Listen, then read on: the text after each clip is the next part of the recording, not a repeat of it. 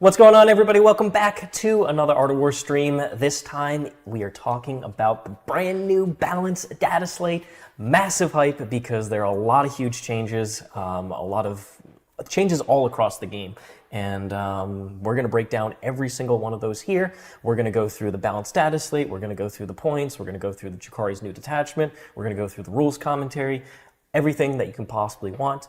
And if you do super chat to ask a question throughout the stream, we will answer all of those towards the end of the stream altogether. So we will not forget them. To every single one. Don't worry about it. We promise. So if you're hyped about the new meta, well, guess what? So are we. And we just released six pieces of content in the War Room just now. That's 2 battle reports, Blood Angels versus the new Drukhari Sky Splinter Assault Force. And we also released Ultramarines versus the new updated Grey Knights. That is going to be a banger of a matchup, honestly. Yes. So check out both of those games. In addition, there are 4 State of the Factions. We're going to be going through all the different factions that receive changes. But Aeldari, Death Guard, Space Marines, and Grey Knights, there is a video for all those players today, and there's going to be many more throughout the week. So please do check it out. As you saw in the intro, there is a discount code.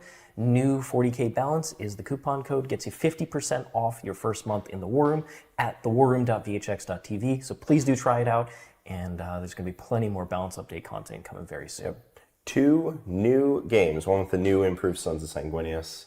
I'm excited about You were rocking it. I was rocking it. I got in combat a lot. It's some other ones that are, And finally, if you do like our content, please give us a like on YouTube. Leave a comment below letting us know what you think of the data slate, in addition to sharing with your friends. All of your support means a tremendous amount to us. So without further ado, let's go ahead and dive in and start analyzing. Yep. Let's put it up on the screen. Yes, sir. We'll put it up. Probably want to do that. Balance data slate. So let's go ahead and pop over there. So let's break this down. They went ahead and kept everything in red that changed from the first one and this one. Yes. So some of the things that are in here are from the September balance update. Not too many of those things changed, but there are a lot of new things. So in the core rules, the dev wounds change remains the same from September, in addition to modifying stratagems. Now, I know modifying stratagems was one of the things we were really hoping for to change, because the battle tactics qualifier is simply a band-aid. It is... Yeah, I don't even know why they did it, I guess. Free strats was a problem, for sure. Some armies could abuse them in certain ways, but those armies I don't even think are on top anymore. And it was just kind of as you said, it was a band-aid. It was like, it wasn't really a good, well thought out way to solve that problem. Because they were just like, hey, instead of being able to, use this strat or that strat, we're going to go through and figure out. They're just like, let's make it random which strats you can use, because they weren't planning on battle tactics ahead of time. Yeah, the best example of that is the Skitarii Hunter cohort has 6 strategic ploy strats, but the character that you want, the Marshal, allows you to use a strat a second time. Well, you can only use battle tactics on that now, and it doesn't work. But that didn't change. But a lot of other stuff did. Yes. So Fire Overwatch is the same, so is Insane Bravery and the Towering change, interacting with ruins. But there's a lot of changes to the factions. So you start us off here with the Sisters. Yes, so Sisters, so the Triumph of St. Catherine had one of the better auras, was an aura of you can use as many miracle dice in a phase as you wanted. It was pretty ridiculous, honestly. It didn't make the army broken or anything, but it was pretty ridiculous, the things you could do with that. I've definitely had instances where I could charge Nick's Triumph with a unit of Wardens that just pump saves at him, and he's just like, all right, I'm going to pass the first 15 first 15 saves you hand me. You can make a Sisters battle unit hit really, really hard with a Palatine, because you can just, rip a line, just snort a line of miracle dice and just go off on your opponent. And now you can perform 2 acts of faith instead of 1. That is much worse, because the combos don't exist anymore. That being said, I still think the Triumph is good, and I still think Sisters are good. The Triumph still makes every miracle die that you generate within 6 a 6. Still gives you the Feel No Pain if you want it. At least they didn't hit the amount of buffs you can get. Still gives you lethal hits. things like that. It's just, I think it was an interaction that they didn't really want, because you could rip a line of them and then they were all turning to 6s with a Dialogus, and you could just do ridiculous combo plays. It didn't make the army broken, but I just don't think it's the sort of thing they wanted in the game. Yeah, they probably learned from Fate Dice how powerful it is to have just 6s all over the place. Yeah, 6s everywhere. All right. So the next change, which you can see the changes with a little plus sign next to the rule, Custodes. So Custodes are an army I was super pumped going into this data slate. I was looking at them, I was playing with them, and I was just thinking, like, hey, these guys aren't actually as bad as people are saying they are. They're actually pretty all right. They have a little bit of problems, but like they're actually pretty good. Then they got buffs. In fact, they got buffs, and this data slate is almost entirely nerfs. The data slate, the points changes, almost all of it is nerfs. Custodes unequivocally got buffed.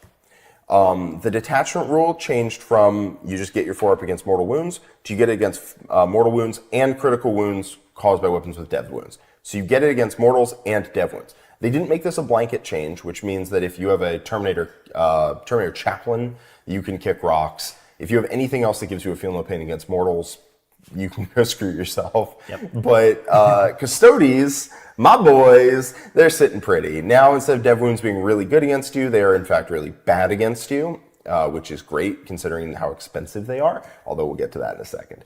All the other nerfs did stay. So every other change to Custodes stayed, except the points changes, which we'll get to again in a bit. So you still can't fight first for free, and squad sizes are still, 4 to 5 instead of 4 to 10 or whatever. Yep. And the reason for that is because they just didn't want these big, giant... I think they also wanted to match the squad sizes to the box. They've been a big fan of that. Yeah. But I personally did not want to see the super boring... I didn't want to play with 10-man Custodian Guard units, and I would have if they had made it legal, because, they're just objectively the best way to play the army. And I'm so happy they didn't make that a thing. Yeah, it's a more MSU army, which Custodes really should be, and you get more units across the board. You get more units. I wrote a list. My current list is up in the Custodes channel in our Discord right now. So if you want to go check that out, you can. If you're not a member of our Discord, guess what? You can go to the link in the description down below, thewarroom.vhx.tv. And there's a promo code to get 50% off the first month. But my list is down in the description. It has gained multiple units. It is now sitting at 6 units. And it now is much more resilient to devastating wounds. Custodes, we'll cover this again when we get to our wrap up and the points changes. It's a big change. Custodes are one of the best armies in the game, in my opinion. I think they're one of the top 5 for sure. They're just very good. They always had really good stratagems. It was just you couldn't get quite enough units on the board, so if you made any sort of mistake... And if your opponent had a bunch of dev wounds, you died way too quickly, and it was a problem, and that's been solved. You get more units on the board, you don't die to dev wounds. Everyone else also got nerfed, and we got buffed. Speaking of nerfs... Custodes, let's go! Woo, baby! Speaking of the reign of gold is here. Aeldari! The Aeldari. army that we know, we love, well, we didn't really love, but we had to face a lot of times. So this army, this is the 5th time it's been nerfed or something like that. It was one of the strongest armies just because its rules were insane. Every army has a lot of similar rules to other factions, but Eldars always had the best version of it. And we're going to find out what happens to them. First of all, Strands of Fate, their army rule, which allows them to get a certain amount of fate dice and use them for different purposes. Well, instead of starting with a ton of them, you used to start with 12, and then they could use all of them. They could use all turn. of them. Yeah. It was some ludicrous amount. Well, now you just get 6 fate dice.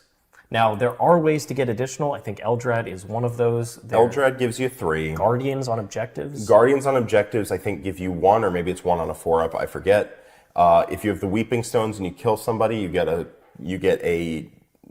fate die for each kill you make. So that's a way to get it. And Wraith Lords. Wraith Lords?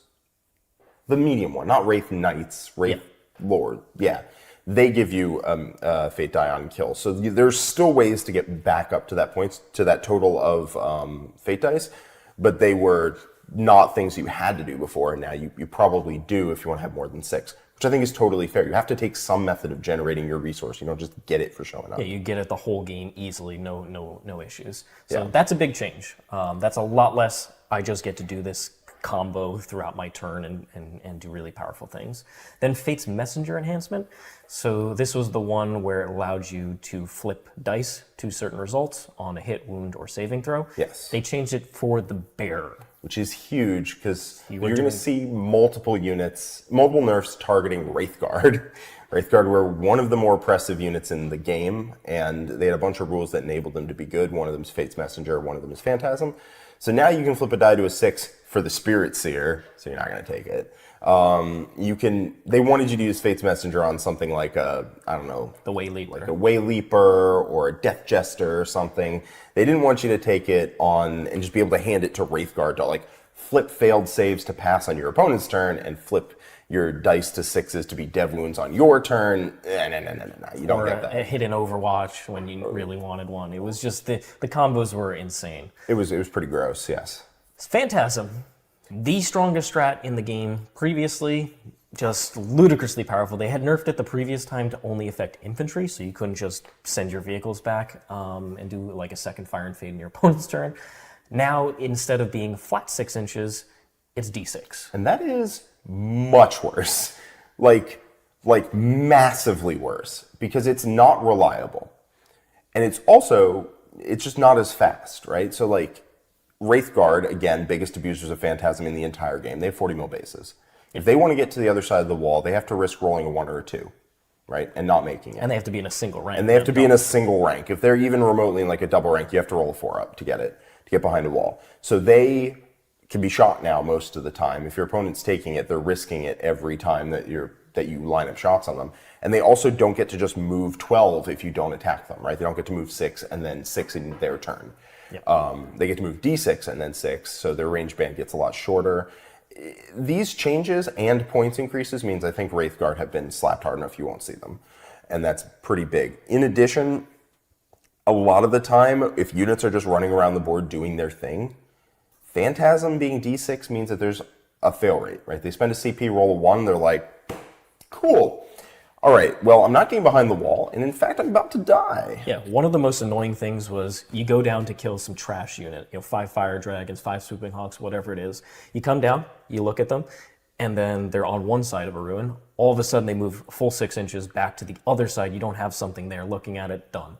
You don't get to kill it, and now you just traded a resource for nothing. Now it's a lot less consistent. They have to be like right next to the wall. They have to be planning it explicitly, and even then, sometimes it's really annoying. If they roll a 1, they might not get their whole unit to the other side of the wall, because the wall is a thickness. So next up is Eldrad. So how do you this is still a stratagem that you're going to see used? You're still going to see it used. You're going to see it used a lot less and a lot less reliably, and occasionally when your opponent uses it, they're going to trip over a 1 and a 2 and not have the stratagem go off. So Phantasm is no longer, in my opinion, the best strat in the game. Yeah, I don't think it's the best strat. I think it's still a good strat. It's still good. Like, they're still going to use it. It's significantly worse. All right, then Eldrad. So once again, he's one of the guys who can give you additional fate dice, and so he gives you 3 additional ones. So they changed his rule so that it's a total of 9 that you start with. Because otherwise they would have said it consists of 12, and then some doofus who can't read would be like, I actually get +6. No. All right. And then finally, this might be even more than Wraithguard. I hated the Night Spinner. Yeah, but they didn't. There's several. I think they messed up with this change. So I'll read it. So what this used to do was you get -2 to your move characteristic, and you couldn't advance. So if you had any like assault weapons, nope, you're not using that. If you had, if you wanted to advance and charge, nope, you're not doing it.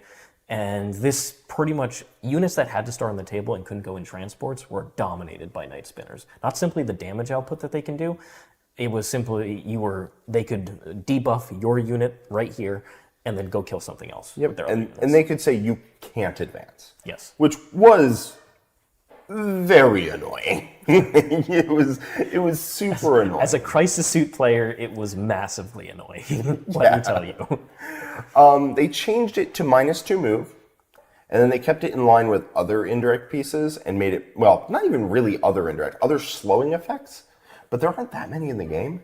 They made it -2 advance, -2 charge. So here's the thing, right? -2 move is the same.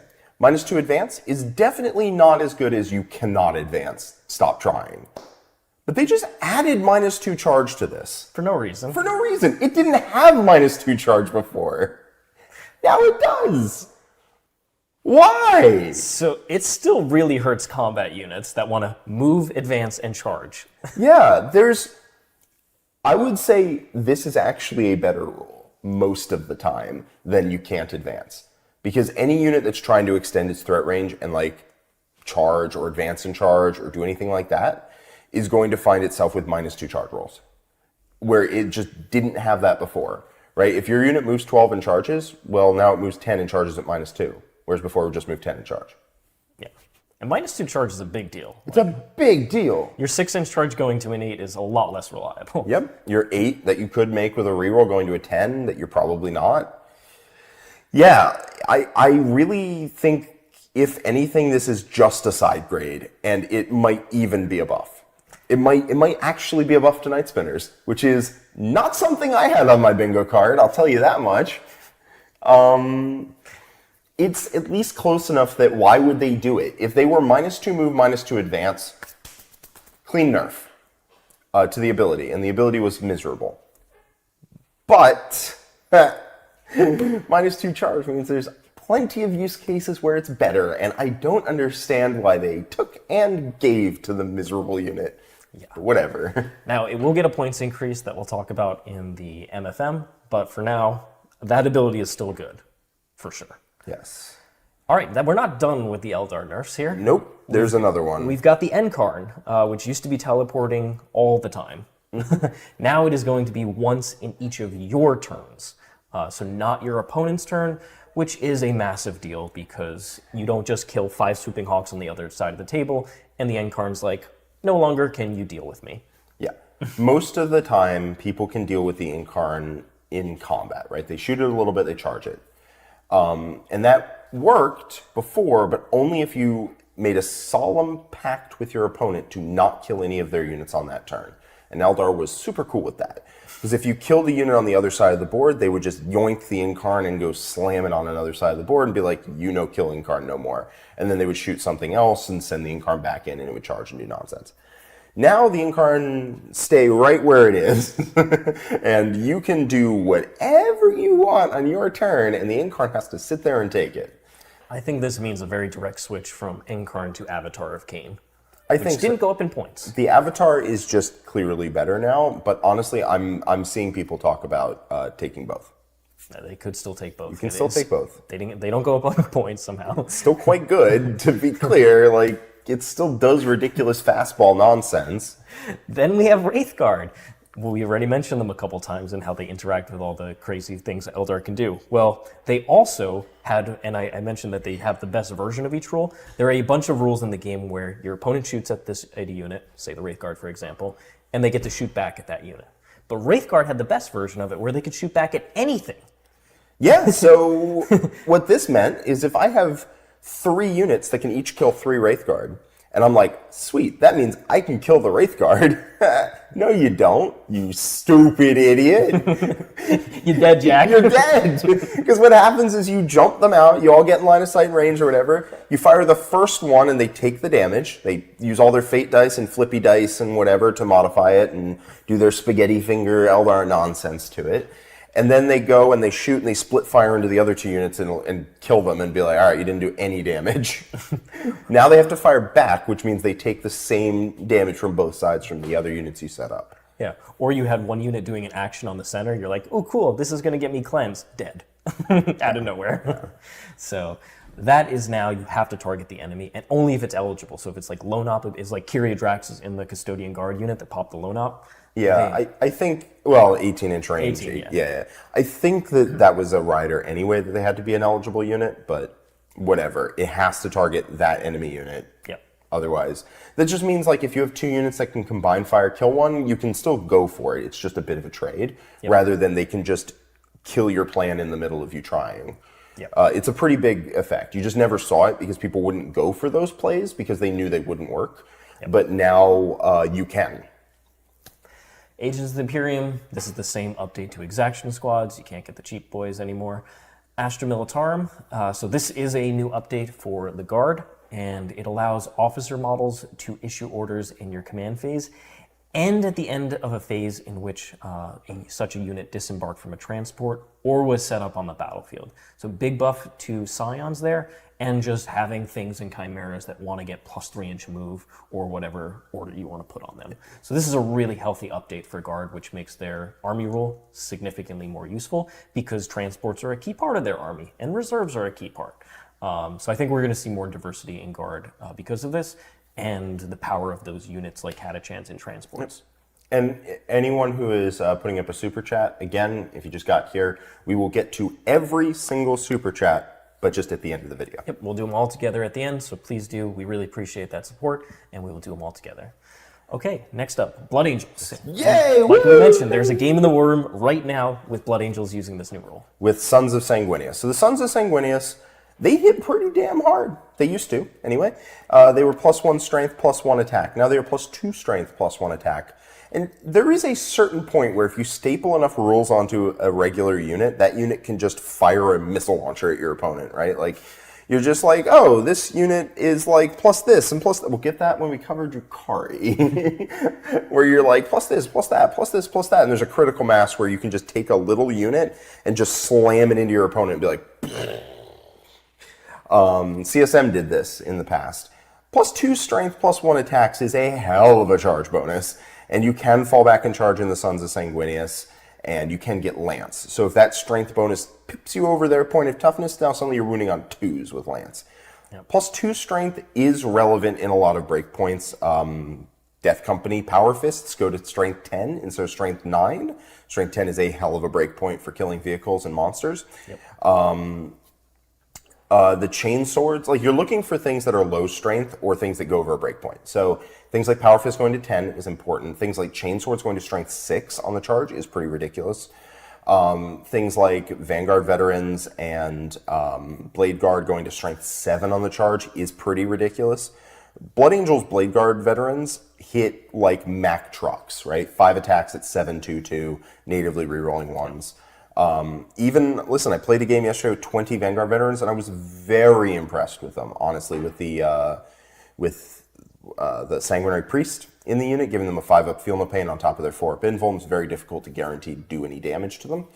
And the very cheap units of Assault Intercessors in jump packs at 170 are now strength 5 attacks each at strength 6 on the charge. So you can make some very cheap units that hit really hard with this buff. I will say, I think that Blood Angels needed a bit more, like Sons of Sanguinius specifically, needed a little bit more than this. But this is a real change, and it is very helpful. Yep. The units hit ludicrously hard when they connect, because +1 attack, +2 strength, and then access to Lance Lethal means the army just clocks people. Yep. Yeah. Very excited, like we mentioned. Blood Angels versus Drukhari, the Sky Splinter Assault Force, is in the Worm right now, the worm.vhx.tv. Check it out because it's an awesome game with really fun lists. Then we got Chaos Demons. So Chaos Demons were famous not as a faction. They were one of the worst factions in the game, but they were famous as an ally for almost every Chaos type of army. Chaos Knights and Thousand Sons took them. Death Guard took Chaos Demon allies, and they made a change where the number of non-battle line units has to match the number of battle line units you have for that keyword. So that doesn't matter for Nurglings. Nurglings are still going to be taken everywhere, although they got a slight points hit. Yep. But it's really big for any of the Tzeentch lone ops. You're really not going to see Blue them very Scribes, much. the Changeling. You need to bring Pink Hearts or Blue Heart. Pink or blue. Yeah. I think they're both battle line. They're not bad. Like in Thousand Sons, you might take Pink Hearts, but it does keep you from just like pulling exactly what you want. It's kind of like you have a mini detachment now, as opposed to just being able to like. You're not bringing a 35-point Nurgling unit to unlock this, so it's not that much of an investment. Now you have to bring a whole real unit. No, Nurglings are battle line. Yeah, but they're not unlocking the Tzeentch characters. Correct. Yep. Yes, you have to do it mark wise. So if you're taking If you want those lone ops, you got to take pinks. And if you want two, you got to take two pinks. It is a legitimate cost. Then we have Chaos Space Marines. So this was the other, one of the other top armies. Ludicrously powerful. It got several nerfs here. So first of all, Marks of Chaos. If you want to embark in a transport, both units have to have the same mark from the god. So if you want a Zeech unit in a transport, it has to be a Zeech transport. If you want your Nurgle unit to be in there, it has to be Nurgle. So you can't just put a really powerful, what was the undivided unit? Undivided in Nurgle. Yep. Nurgle does not benefit combat 1 ounce. Yep. And undivided units don't have like any defensive buff. So you would put them together, so you'd get the defensive aspects of Nurgle, and you would still be able to shoot multiple guns out of the top with sustained 5s, which was legitimately a reasonable amount of damage. And then once you got out and actually hit them, you were undivided, so you would then go off on terms of damage. And so your opponent couldn't shoot the transport outside 12, which we'll get to that in a second. They couldn't shoot the transport outside 12. And then when the unit got out, it would still have all the benefits of being undivided. That was a little much, right? You get all the benefits of both marks without having any of the drawbacks, right? Nurgle not being good in combat, undivided not being defensively oriented. You would still be defensively oriented and be really, really good in combat. So now you have to choose one or the other. And what likely happens is you're going to choose undivided, and then you're going to just have to play your transports like a real human being instead of a chimp. Well, the next being able to just run them forward and be like, yeah, you can't shoot me. The next change actually impacts this direct interaction as well, which is the Nurgle strat. It is now, instead of 12 inches, 18-inch version of Lone Op, which means it's much easier to get inside of 18 inches and be able to put enough damage into them to kill them without completely overexposing your army. Yes. So there's a very big deal. The difference between 12 and 18 is not 50%, it's 100%, because the area on the table that 18 inches that you can shoot a Forge Fiend at, specifically a Forge Fiend, or Rhino, the area on the table you can shoot something that is using Dark Obscuration is twice as large as the area if it were 12 inches, because the area is a square of the number or whatever. As you increase the range, the amount of the table that encompasses gets bigger exponentially. So 18 is a huge deal. It's a big, big deal. It's much easier to get within 18 than it is to get within 12. Yep, absolutely. All right, there's still more changes. We got still more. Profane Zeal. CSM and Eldar were ridiculous before these changes. So it's very good that we see those. Chaos Undivided. This was the stratagem that gave you full rerolls to hit and wound for those undivided units, and now it's just reroll wounds. Yes, instead. And because a lot of their effects trigger on the hit roll, you don't reroll hits. You reroll ones to hit. Yep. To be fair, but you don't get like sustained full rerolls. Then you get a whole bunch of extra hits, and then you reroll the wounds. You got to run Abaddon to access that. Exactly, and you got to be near him, and then you still have to pop Profane Zeal, and you have to not have another mark. Now, reroll wounds is a great strat. It is a great strat. It's just a great strat. Great and you strat. get reroll ones, right? You don't get you get reroll ones to hit if you pact, which you will. You can't use this on non-Chaos Undivided units anymore. You used to be able to, and it would just be a worse version of it. I think it's reroll ones. You can't do that anymore. The main problem with this strat is that you have to call your mark in your list creation. So that means you are giving up any of the benefits of any of the other marks in order to use this stratagem at some point.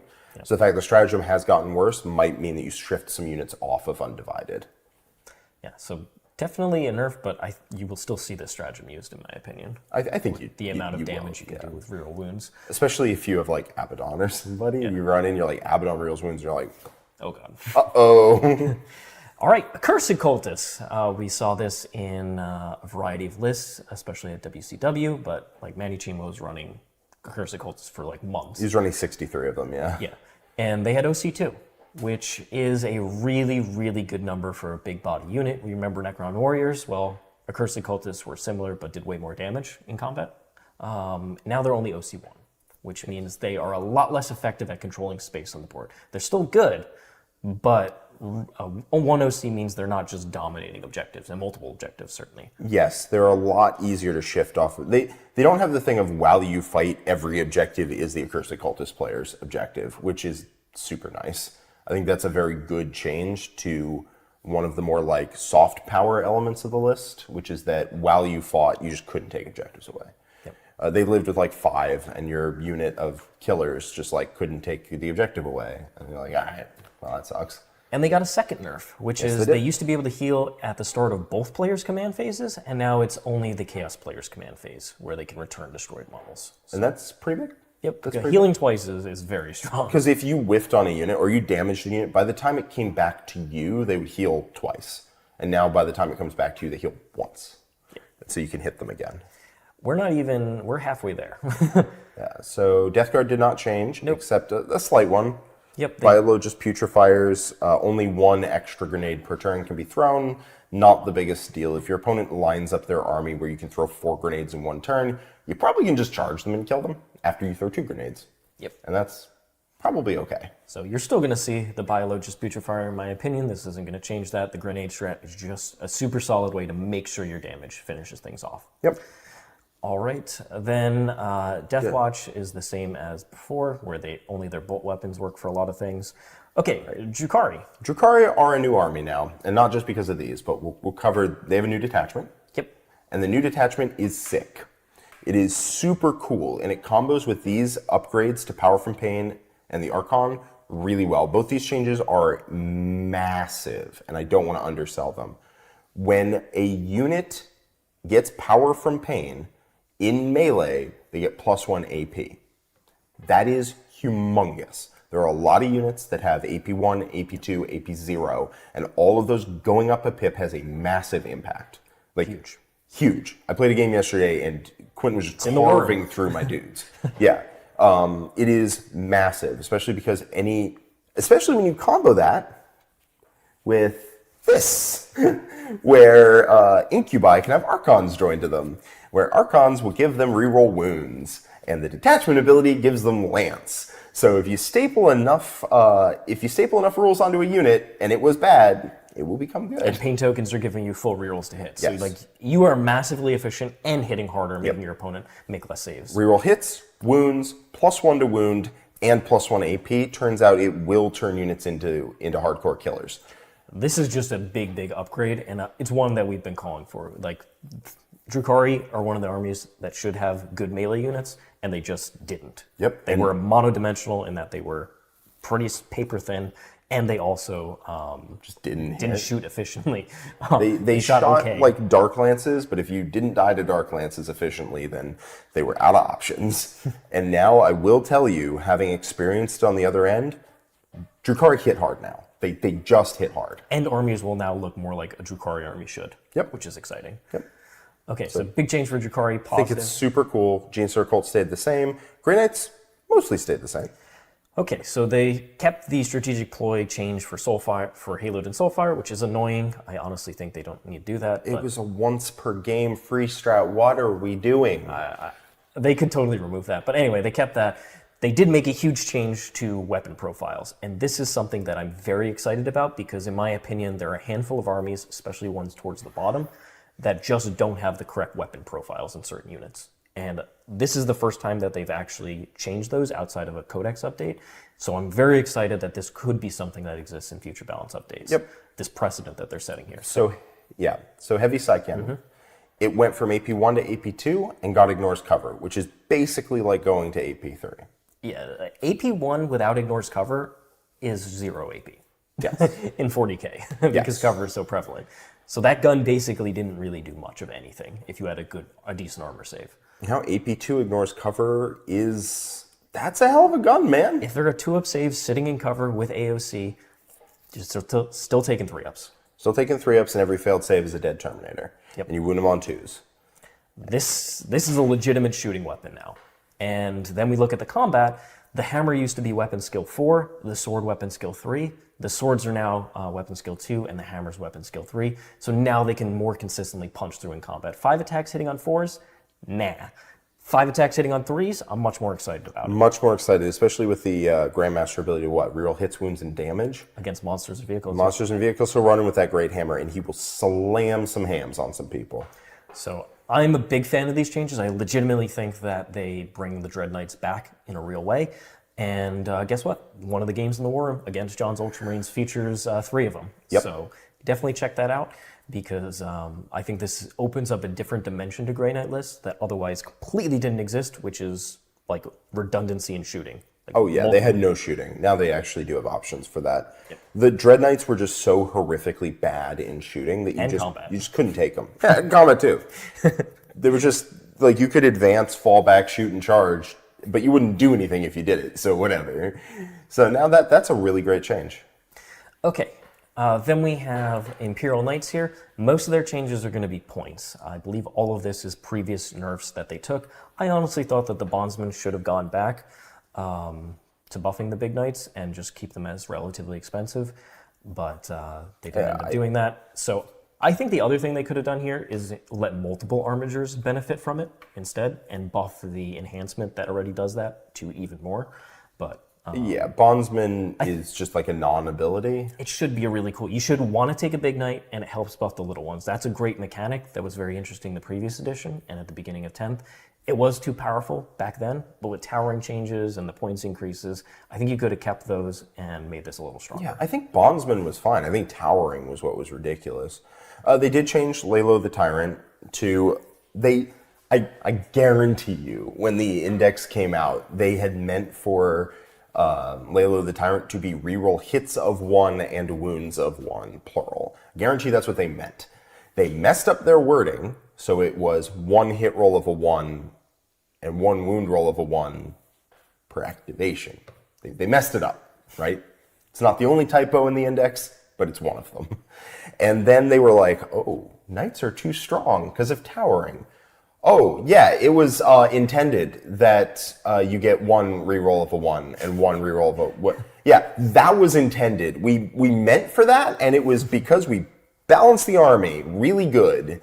And now they're just enshrining it in the rules, and we've fully gone from reroll 1s to hit and wound, which I guarantee you they meant to put in, to reroll a hit and a wound the way it should have been worded the first place if they had actually meant it to be that. Yeah, I mean, this is the Eldar detachment rule. Yes. Reroll a hit and a wound. That's massively efficient. It's very good. Now, you can't go MSU, which benefits this rule a lot, so it's not as good as an Eldar, but it is still very solid. You can reroll a 2. Especially on Melta Spears, that makes a big difference. Because you would roll 2 dice, you get a 2 and a 5, and you're like, well, that sucks. And then you would roll the wound and see what happens, right? But now you can just reroll a hit and a wound, so Warglaves do get a lot better with this. Leagues of Votann kept their changes here to how ruthless efficiency works. Screw you, Desolation Marines. I hope you rot in hell and die there forever. Stay wrecked with your Nerf guns. Okay, Space Wolves. This is a detachment rule that is certainly one of the worst in the game, in my opinion. And now it is, you can access the deeds at the end of each player's turn. So if you're not the end of a battle round or something, I'll be honest, this doesn't make a difference. It makes a difference. It makes a difference, technically, but it doesn't make enough of a difference. No. Because the detachment, you're jumping through a lot of hoops to access buffs that are like a lot of units give just from a leader in a unit rather than... It's also like a lagging indicator on the game happening, right? Yeah. Turn 2, turn 3, you manage to activate one of these. Cool. Turns 4 and 5, you have a rule active. Sick. Well, funnily enough, this is exactly what, remember the original Votann rule, which was you start with having the unit, you pick that unit that has the 2 judgment tokens, and your judgment tokens are generated by you losing stuff. Okay, well, I have to lose enough stuff in the first couple turns, then I finally get judgment tokens when I've already lost enough stuff. It just didn't make any sense. In a similar way, the Space Wolf rule just should be better, frankly. Yeah. Just pick one of them from the beginning of the game, and you get a second effect when you do something, is what it should be. I would like to just make a very clear comparison with Righteous Crusaders. You have to jump through a hoop. A character model has to kill a monster or vehicle. Not easy, right? You have to jump through hoops. By the time you've done that, there's very little game left to play. In exchange, you get lethal hits. Yeah, you know what you have to do in Righteous Crusaders? You just pick it. You just pick lethal hits, you get lethal hits. Or in Blood Angels, Lamarti's just gives it to the death guy. Like, or you spend a strat or something. a lot of these buffs, as I mentioned, there's like a character usually just gives this. A character kills a character. By the time you can make sure that this happens, the game is mostly done. You get sustained hits 1. Righteous Crusaders, you just pick it. You just pick sustained hits, you just pick it, and you get it. It's not even the one you take in Righteous Crusaders. You take the Feel No Pain. This one, you have to do ridiculous stuff, and you get, this one you get Feel No Pain 6 up. Guess what? Righteous Crusaders can just pick it, and they get Leadership 5. So screw you, Space Wolves, I suppose. I'm sorry. That's just unfortunate. They should have made them easier. What they should have done was give you a passive benefit, and then if you do something reasonable to accomplish, the passive benefit becomes a bigger benefit. Instead, they were like, you get no benefit, and if you go out of your way to do a thing with a character, then you get a slight benefit. Yeah, this is when lore gets too into the game design side of things. Yes. Yes. As cool as the epic deeds are, you need to have some sort of actual army detachment role. Can I double check something? Yes. So the demons thing, right? This is just for allying them in. I see there's a little confusion in there. Yeah, it's the demon. Just for when a non-demon army wants demon allies. It is not for just demons as they play by themselves. You can do whatever the heck you feel like that. It's demonic pact ability, Yes. which I believe is only allies. Yep. Okay, and then finally, World Eaters. World Eaters. These hurt. Not the Infernal Fortitude off the Demon Prince. Whatever, I don't really care about that. But we'll go through them in order. Berserker Glaive, instead of being +1 attacks and damage, and then plus D3 on the charge, instead, it is just +1 all the time. And I will tell you, it is much worse when it's not plus D3. Because a lot of the reason you're taking is to get him up to high damage and attacks, and then you're re-rolling those fishing for dev wounds, and you're losing out on the damage, and you're losing out on the extra attacks fishing for dev. This is a serious nerf to the Master of Executions, to the point where you might not take him. In fact, I think I would probably leave him at home. He's just significantly worse at that point. He's like a much worse Karn. He does give the unit fight first, but without him doing as much damage, the unit does not do as much damage on a fight first. The core berserkers don't hit that hard, unfortunately. They just don't. So this is a huge nerf to that one character. Screw that guy in particular, I suppose. And I'm a World Eaters player, so I'm going to be like, oh, this is unjustified. But I think it's a little too much. But the biggest one in my mind, I think Berserker Glaive, whatever. You can nerf it, and that's a thing that is perfectly fine. Favorite of Khorne, this change kind of baffles me, honestly. So they released an army rule where you randomly roll to get your buffs, but you can include an enhancement to streamline it and make it a little more reliable. And so you would, right? And that was great. It was fine. It was all right. Functioned as well as part of the army. Now it's once per battle instead of once per battle round, which means once per game you get to reroll your blood dive dice. It is cheaper than it was before. It's 20, not 30 points. So you might still take it because it sucks so ungodly badly when you don't get advance in charge. But you don't get to smooth your blood god dice through the game. You just, you rolled bad? Sorry, screw you. That's as far as I'm willing to it's as much as they're willing to give you. So I don't know why they changed this. I really don't. This one kind of just baffles me. But whatever. I mean, those Root 2 rules changes hurt a lot. They hurt a lot.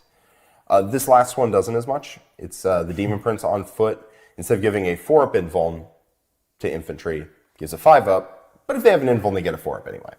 And this hurts the Jackal spam, the Jackal Swarm. Yep. They get a 5-up, 5-up invuln, 5-up feel no pain, instead of a 4-up invuln, 5-up feel no pain. And yeah, that build probably sucks now. But guess what? It sucked before too. So go play a better the Jackal Swarm build was not very good before. It was pretty bad. It would just have people wail on it for a couple turns, and no army can survive just getting hit for 5 turns without responding. And the Jackal Swarm army couldn't really respond. So I had Tau Pathfinders win a combat against the Jackals, and that was enough to convince me. Jackals suck. I've tried to have my little 10-man defend my home field, and they just don't do anything. They're like, oh god, there's something. Oh no! The way you would use a Demon Prince is if you're running a bunch of 8-bound, you want to make them tougher, and it still does that. So overall, thoughts on the data slate here? I thought it was fine. I think that... So this whole release... We're going to do the points and everything. We're going to do the points in a bit. Yep. The whole release is mostly nerfs. I think they hit... I think Berserker Glaive can change. I think Favor Decorum was a little bit over the top. I don't really understand it. Space Wolves doesn't do anything. Imperial Knights probably didn't get enough here. We'll talk about points. I think most of the changes in the balanced data slate were good. I think the Drukhari one was awesome. We'll cover the rest of that context in a bit, but I think it's awesome. Grey Knights, I think the change they made was dope. The Biologist Putrefier thing doesn't really matter that much, but I guess it is probably the way the rule should work, so whatever. Eldar, I think they changed most of the problematic units, right? Night Spinner, although they messed that one up, whoops. Wraithguard definitely needed to change. Incarn definitely needed to change. This doesn't affect any units that aren't overpowered. Phantasm had to change. Fate's Messenger had to change. And then the Fate dice going to 6 means you actually have to interact with that mechanic. So I think the Eldar changes were great. Yep. If you were running a list at your local store and you weren't taking the really strong units, they're the same. They're the same they were before, which I think is a great change. Or a great way to change. CSM, I think, got hit in all the right places. I think that's a really good way to do it. I don't feel like they missed anything with CSM. Blood Angels, I think their detachment rule is fine there. I just want some of their... I want Sangard to come down. What are we doing here?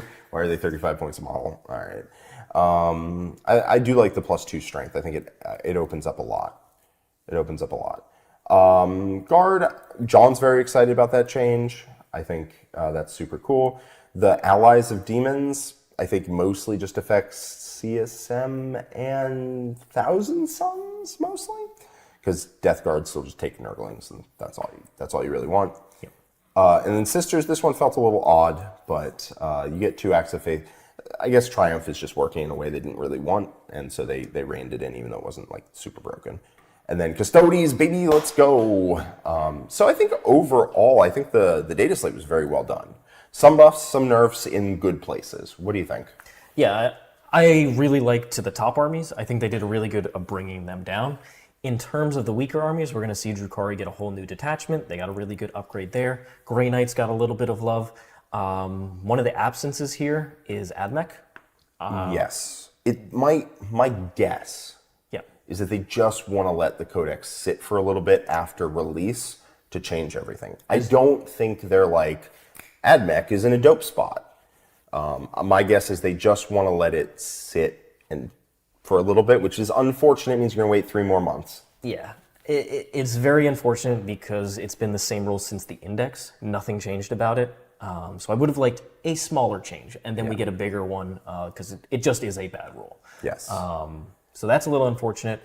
Anything else that's missing? I think the change to battle tactics, this free strat thing, I think that could have used a little more attention, personally. I think a running theme is that the biggest change in this data slate is one that doesn't exist, which is Necrons did not get hit at all. Yep. I assume they are also letting the Codex cook, which is why Admech and Necrons that came out at exactly the same time got 0 combined changes, right? Mm-hmm. No points went anywhere, no rules went anywhere. And I assume that's because it's just too close to the release. They want to let the Codex cook for a little bit, and then they'll change it, right? The meta will figure it out. The meta has figured it out. Necrons are really, really good. In fact, they're too good. And all of their competition getting nerfed is not going to help them. Or it's not going to hurt them. It's not going to hurt them. It's not going to help them. It's going to help them a lot, actually. It's not going to hurt them. So I think Necrons getting 0 changes, Admech getting 0 changes is I think a poor choice for opposite reasons. Yep. Admech needed a buff, and Necrons definitely needed a nerf, right? If everyone else, because most other armies in the game are getting changes, and most of the changes are in a downward direction. If all of that's happening and Necrons were already near the top or at the top, somewhere in that vicinity, and then they don't get any changes, they're just the best army in the game, and there's nothing really to say about it. And if that was the reasoning, I would have liked a little note at the bottom here explaining that, and then saying, instead of waiting 3 full months for another balanced data slate, we're going to look at those factions in a month and a half, and if there are needed changes, we will add them to this data slate then. Yeah. Just those two specifically. I think that would be a really good way of doing it, actually. I think that, yeah. If that's something that's on their mind, they just do like a second pass of this in a month. Yep. I think Just on those two factions, let the rest of the factions simmer, because a lot is changing at the same time. But I think it's very clear certain things with AdMech are too poor, and then certain things with Necrons are too strong. And those could have been changed. And they don't have to be like completely nerfed out of existence. No. More, let's just tweak those things. And I think Necrons could have been solved by points mostly, rather than editing their rules. AdMech need a bit of rules help. But Yeah. that's really what's missing here. And then I would have definitely just actually changed this. Yeah, so they changed the Space Wolf detachment and the Sons of Sanguinius detachment in very slight ways, when I think those detachments needed a significantly bigger help, right? Yep. Sons of Sanguinius is competing with the Gladius in my mind, and it is not in a favorable way. And the Saga of Rust or whatever detachment, the Wolves of Winter or whatever detachment is competing with relevancy and not in a favorable way.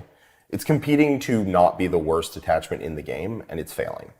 And so they needed a little bit more than that, I think, on those detachments. I think they tried to tweak them, and I don't think they need tweaks. I think they need significant buffs.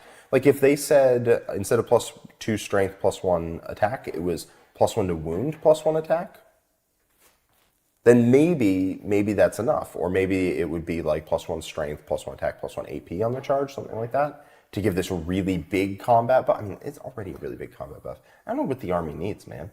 What the detachment needs? Probably just cheaper Sanguinary Guard, and I'll be happy. Anyway, moving on to points.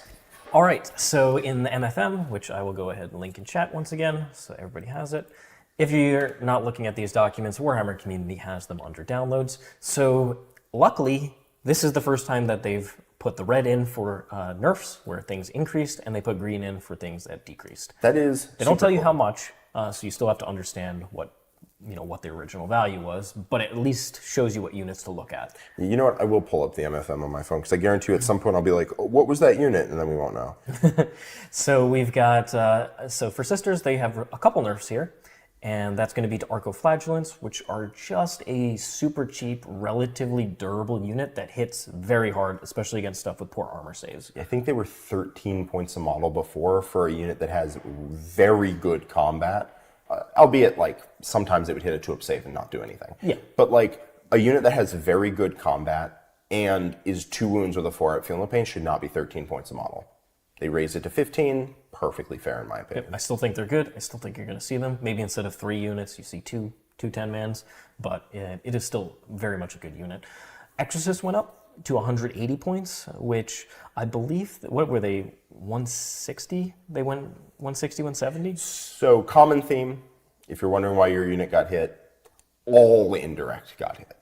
Not all indirect. There's some exceptions. AdMech escaped. AdMech escaped, and Guard escaped mostly. But almost all indirect took a significant points hike. I think Exorcists were 160 before, and they went up 20, which is a lot.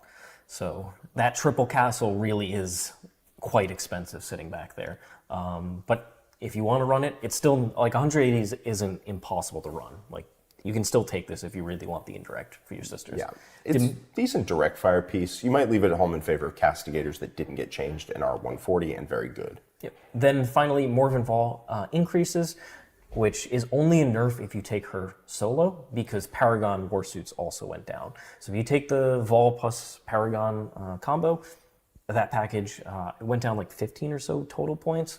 Something where it's not crazy, but it's decent. Then Dominions went down, Retributors went down, Zephyrim went down, and Repentia went down. You see Retributors, not tons of them like previously, but you usually see a squad or two, so that's a nice little change there. Dominions are interesting because they're one of the few ways that Sisters can access a scout move. You can split the unit and have Immolators scout up, which gives you better midfield presence. So that's definitely something that's more of a consideration now. Zephyrim, they just don't hit that hard, and they're kind of paper thin, but they're pretty cheap for what you get now. I still think that you will see Seraphim instead because of their datasheet rule of being able to move after shooting. But at least it's a closer conversation now. Yeah, I think you could definitely see like 1 Seraphim, 2 Zephyrim, right? You rapid the Zephyrim in, get them into your opponent's backfield, or you just run around slapping people with swords, and the Seraphim can drop down and do stuff. I think they definitely made them comparable. Yeah. Repentia got a lot cheaper. They actually hit reasonably okay in combat because they can reroll their hits and their wounds and have sustained, I believe, and do reasonably well there. They got cheaper. You probably still won't see them that much. I liked that Vol plus the Paragons basically stayed where they were in terms of points. Cheaper. I think they're slightly more expensive because Vol and the Paragons. Let me see. I have points here. Vol was 125. Paragons 200. So Vol went up 20. Paragons went down 30. So all in all, you're correct. The unit did get 10 points cheaper, and so I mean I like the unit a lot. I think you probably take it, but it also means that Paragons by themselves are a lot better because Paragons were just worthless without Vol, right? But now they made Vol a little more expensive, Paragons a little cheaper, so Paragons on their own are a lot more appetizing. So I think that's cool. Yep. At the end of the day, I think this is very much a side grade for Sisters. One particular, the Triple Exorcist list, is hit a bit harder than other versions of Sisters, but if you were playing very MSU, you might have a couple more options now that you otherwise weren't really considering, and Sisters are still going to be a very solid mission-playing army. Yeah. I know Nick was excited when he dropped his Exorcists out of his list. He thought his list got a lot better. And if you've dropped your Exorcists, you picked up 20 points on 2 units of Archiflagellants or something, and then you have points drops elsewhere, and we're roughly even, honestly. Yep, it's still going to be a good army. And Sisters, like a lot of these armies, are going to benefit tremendously because CSM and Aeldari got serious nerfs. Yeah. If your army side graded or stayed even or went down a little bit, you are probably net getting a buff because everybody else is coming down, and you have to keep that in mind. Yep. It's hard to remember, but you do. Exactly. Also, again, everybody in the chat who's posting up super chats, we will get to every single one of them at the end. So you can keep posting them up. We'll get to them all at the end. This is going to be a marathon stream. Oh, yes. Okay. Adeptus Custodes. Let's go! Not only do they have 4 Fiona Pain against Devoons, but they also got decreases, including on critical units like Wardens. So go ahead, Jack. Yes. So Custodians, Alaris Custodians, Custodian Guard, Custodian Wardens, and Virtus Praetors all came down 5 points a model. They went back down to where they were when the index dropped. Characters did not. Characters are still at their inflated points cost, but whatever. Except the Bike Captain. Except the Bike Captain, who dropped 40 points. Does that make his unit good? Maybe. Maybe not. It makes him a lot more takeable, though. Are they good? We'll have to see, right? 365 for a unit of 3 Virtus Praetors plus a captain is not as ludicrously ridiculous as it used to be, right? It used to be like 400 and a change. They have a ridiculous rule. They don't hit quite as hard as you might want, so you're probably not, at the end of the day, taking bikes, but you can screw around with it. It's all right. But the meat and potatoes here is that every single infantry model, which is where Custodes made their mark, all came down 5 points a model. So not only did you get a bunch of points back, but it then becomes easier to add more units into the list. I have a 6-unit list in the Discord that I posted up when this went live, and I think it is quite good. I actually think with the change, I think with points changes, and with the rest of the meta coming down, I think Custodes are really quite good now. I think they're really quite good, and I think they're going to make their mark on the meta pretty hard. Yeah, specifically the infantry-heavy style, where you gain these increases back, and also you just have more stuff on the field. Custodes had a limiting part of, I just don't have very much things, and if I lose a brick, all of a sudden, I'm really behind. Now you have a lot of redundancy, in fact. Yes. So I am super excited about Custodes. I think they're in a phenomenal place right now. And I think they did it in the right way, where they gave just enough buffs to allow the army to shine without hopefully making them oppressive. But we'll see. I'm surprised the Wardens went down, honestly. But it's not like they went down a tremendous amount. No, they went down. They went down 25 per 5. Like, that's... It's a good decrease. It's a good decrease. I was already taking 3 units of 5, and I'm not going to change my ways anytime soon. Yeah, that's just a super good unit. So exciting for the Custodes players out there. Get your golden boys back on the table. Caleb has an excellent question in chat. How does one get into the Discord, Siegs? Yeah, so in order to access our Discord, you just have to be a subscriber for any of the different Art of War services, whether you sign up on YouTube for our War Room, or if you sign up on our own website, thewarroom.vhx.tv. If you sign up for one of those, you'll get access to our Discord community, and there's a lot of interesting discussion in there, including we always post our different lists and the different ideas that we're working on. There's a link down in the description if you can't remember that URL, and there is a code for 50% off your first month if you want to sign up. We have 2 battle reports live in the War Room right now between armies that got significant changes, and many, many more are going to go up in the next couple weeks. Yep, and then we've got a State of the Factions for all the different armies that changed. So 4 just released, including Aeldari, Death Guard, Space Marines, and Grey Knights today. Yep. AdMech, no changes. AdMech, no changes. I don't think that's because they think AdMech are in a great spot. I think them and Necrons are both just not getting touched because they came out recently. Yeah, and you know my opinion. There are a bunch of models in here that could have easily decreased. Like, this is just ludicrous. Yeah, but I think AdMech are a fine army in terms of power level if you're willing to both play a very boring play style and willing to shell out one or maybe both of your kidneys.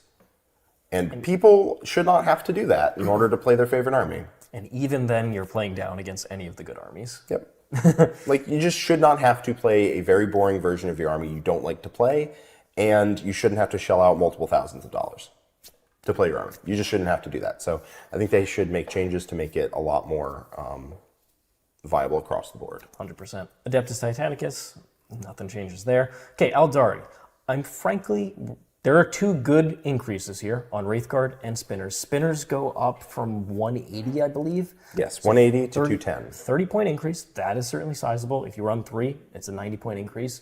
And Wraithguard go from 340 to 380. So that's a 40-point increase. That's a decent increase on the meta list. But I'm frankly surprised because a lot of these data sheets are just better than what you get in other armies. Now, I understand the army rules. A lot of Dataslate changes were made to Eldar. But some of these are just frankly still really, really good. And this is why I don't think Eldar are going to drop like a stone. I think Eldar are still going to be all right. I think Eldar are still going to be a good army. I definitely think they hit them hard enough to where Eldar are not broken. I feel pretty confident saying that. Yes. But I don't think there are people, I've seen reactions where people are like, dead army. And those people just don't really understand how the game's played, to be honest with you. Night Spinners got a 30 points increase. And you know what? People might still take a lot of them, to be honest with you. You're still going to see them. You're still going to see them. The thing is, if they just drop the Wraithguard brick with the Spirit Seer, you easily fit the 3 Spinners in, and then you go get other stuff. Yes. You just have other tools. That's what the army... Which is double Avatar. That's what the army list that I've been seeing kicked around look like now is Wraithguard gone. They got hit hard enough that they probably exit lists. You keep 2 Night Spinners, maybe even 3, maybe, if you're feeling funky. And then you replace those Wraithguard with a mid-strength unit or an Avatar or something, and you get another unit of trash. And that list seems pretty decent, honestly. Yep. I don't think Night Spinners are going anywhere. I don't think you're going to see 3 written into every single list, but I think you're going to see them in a lot of Eldar lists, even at 30 points increased, which is wild. It is wild. Indirect is a strong ability. It's really the debuff plus it's indirect that actually does damage because of the dev wounds. Yes. They did hit the list that you saw everywhere, 10 Wraithguard, Incarn, triple Night Spinner, and 3 to 4 units of trash, plus 2 characters. They did hit that one very hard. Yep. And I think that particular version of the list is now not the way. And you're going to have to figure it out from there, but you definitely have the tools. Most of Eldar did not change. Yep. Most of Eldar did. Looking at Swooping Hawks, Warp Spiders, Fire Dragons, various characters on here are still really good. I know people have been talking about the Harlequin brick as well. So there's options. There's plenty of options. Yes. So this army is still quite good. Yes. But I agree that it is not the essential, the epitome of 40k domination. I think they finally hit it hard enough. Also, Shadow Specters, where are they? Yeah, these things are super good. Yeah, they're very good. So I think Eldar are going to be completely fine. If you're an Eldar player, you're going to have to adjust to not having all the best rules in the game, but you're still a really strong army. Yes, absolutely. Agents of the Imperium don't change here. I was maybe Calidus change, but she's still, I think she's fine at 90 points. Yeah, I think If she went up 100, it would still be, most people that wanted her would still take her, but I don't think anything really needs to change much here. No, I like having 40-point units available to some armies. I like that the Calidus and Draxus didn't change, which, booyah, let's go. Favorite Inquisitor model, no questions asked. The Calidus, I think, was cool at 90. I think Calidus is fine at 90, honestly. Yeah. She's very fragile. She doesn't affect the board state at all. Like, she just scores points if you can keep her alive. And some armies she might vex something. And some armies she might vex. And I think for 90, that's totally reasonable. Okay, Guard got that nice little Dataslate update with how orders work, and the Manticore, which was the primary indirect piece that you saw a lot of, at least since the previous update where a lot of them got hit. So it went up, what, 30 points? It was 150? 30 points, yeah. That's a significant one. If you still want to run one or two, you know, you're cutting like a cheap thing, like a Sentinel from your list. Yeah. So you can still do it, but it's less appetizing. Yeah. I think you're going to see Basilisks were pretty good. They just were pretty decent. 135. And they're still the same points. So you're going to see them. They also slow you down, so they're very, very good there. And the Medusa is also quite good. So you're not going to see... You're probably not going to see the Manticore as much, but the Medusa... The 110, yeah. Carriage Battery, those are pretty decent if you want to take those. Basilisks just feel like they just feel really solid. Yeah. They honestly feel really solid. Not for like hammering big units to death, but picking off all the medium strength stuff that scores points and does things like that. And debuffing. So I still expect to see them. Okay. So pretty much a side grade for Astra Militarum. They're in a good spot because a lot of stuff around them got nerfed. Yes. Black Templars. Yes. So Templars were definitely just kind of Marines plus. And they did change them, but they left some things intact I'm a little surprised by. Grimaldus went up, I want to say, 25 points, and Helbrecht went up 25. Both of those were warranted. I'm still running Helbrecht, no questions asked. Crusaders went from a ridiculous 65 points to 75, which is still good. You're probably not going to see them as much because they compete with Assault Intercessors now, because Assault Intercessors went down to 75. You might still see them. I'm not sure. They definitely need to not be 65. But the big thing here is Primaris Sword Brethren didn't get touched. And those guys hit like a Mack truck made out of smaller Mack trucks. And in a Gladius, in basically any Black Templar army, you were seeing some of these in a transport. In a Gladius, they got exploited to their fullest potential. But yeah, they're a real good unit. They're a hell of a unit, and I would have expected them to go up to 150, 160, and they just didn't, and that's a big deal. Yeah. Now, other Space Marine units, which we'll get to later, did go up. So do you have a count of how your Black Templar list went up? So the core of the list, the stuff that I wouldn't want to change, is 45 points higher. Okay, right? And that's Scouts and Inceptors? That's Aggressors, because you have the Super Aggressor brick in the Gladius. It's Aggressors and Helbrecht. That went up 45 points combined. The rest of the list went up 70 points. The rest of the list went up 70 points. So that stuff probably gets reconfigured into a different configuration of nonsense to support the core. That probably gets reconfigured. But 45 points worth of points increases that I'm going to just take and have to work with. That feels like I did not get enough points changes. I think Black Templars are sitting really pretty because it was one of the strongest armies in the game, especially when piloted by yourself or Kyle, who did amazingly well with them. Yes, he did. So I think this army is sitting as one of the best armies in the game, the Black Templar Gladius specifically. Yes, I think Black Templar Gladius is, it's one of, if not the best army in the game. So I expect to see, that army out in force with, because it already had a really high win rate. What was it like? I don't know what the win rate was. People had a deep and abiding urge to mess with the list and like to screw with it and to take out units and swap in their favorite units and make the list worse. So I'm not sure what the win rate was. Well, I think on StatCheck they had like a 63-65% on GTs. Yeah, so that's a bit deceptive because Black Templars, because they're Marines Plus, if you are a player who's trying to like do well at events and you are better, you're probably just going to make whatever list you were going to take, make it Black Templars, because you get like an extra unit, or you get multi-meltas on your impulsors or whatever. So you would do that, and then you would be Black Templars. I don't know what the different detachments were. I definitely think the Black Templar Ironstorm, I don't think it was that good in the first place. I thought it was kind of mediocre. Now it definitely got worse. It got hit pretty hard, as we'll see. Yeah. I think the Righteous Crusaders build was pretty solid, and it didn't get hit that hard, if at all, really. The Gladius got hit a little bit, but also really didn't take that much in the way of pain. And then the Firestorm, I guess, got hit pretty hard because Crusaders became less efficient, but I didn't think the Firestorm was that great anyway compared to the Gladius. Yeah. So, like, Templars, did not get hit very hard. They're sitting pretty. They are sitting pretty. They are looking really good. If you play Black Templars and don't have 15 Sword Brethren, which is what you run. I run 15, 3x5, because you can put them plus a character in an Impulsor, and it's just a really good package. Yep. I would pick that up. Blood Angels. No points, decreases. I'm a little surprised. Once again, I think a couple things on here could have used a decrease. Maybe a small increase to the Sanguinar, because he honestly is like absolutely completely giga crack. He's one of like the 3 best lone ops in the game, I would say. But at the end of the day, would have liked to see like a 5-point decrease per model on Sanguinary Guard. I'd like to see the Libby Dread go down like 10, the Furioso Dread down 10. You know, just some like small changes over here and there. But at the end of the day, the detachment increase, that's worth its weight in gold. It's pretty good. As you said, I would have really liked to see some changes to some data Not sheet huge point changes, stuff. but just... My favorite thing would have been what Quentin suggested on our wish list, was they just update Sanguinary Guard to be 3 wounds. That would have made the unit super interesting, in my opinion. You gotta wait for Primaris Sanguinary Guard, Jack. Please. Please.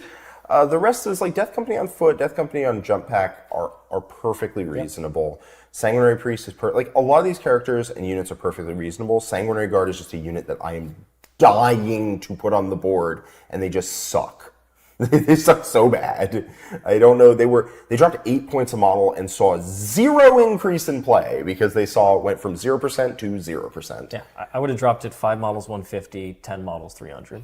Yep, clean. And I don't even know if you would see play then. You probably would, because diehards like me would do it. Obligatory Blood Angel tattoo reveal. But Jesus, the Sanguinary Guard are still sitting at 1 million points.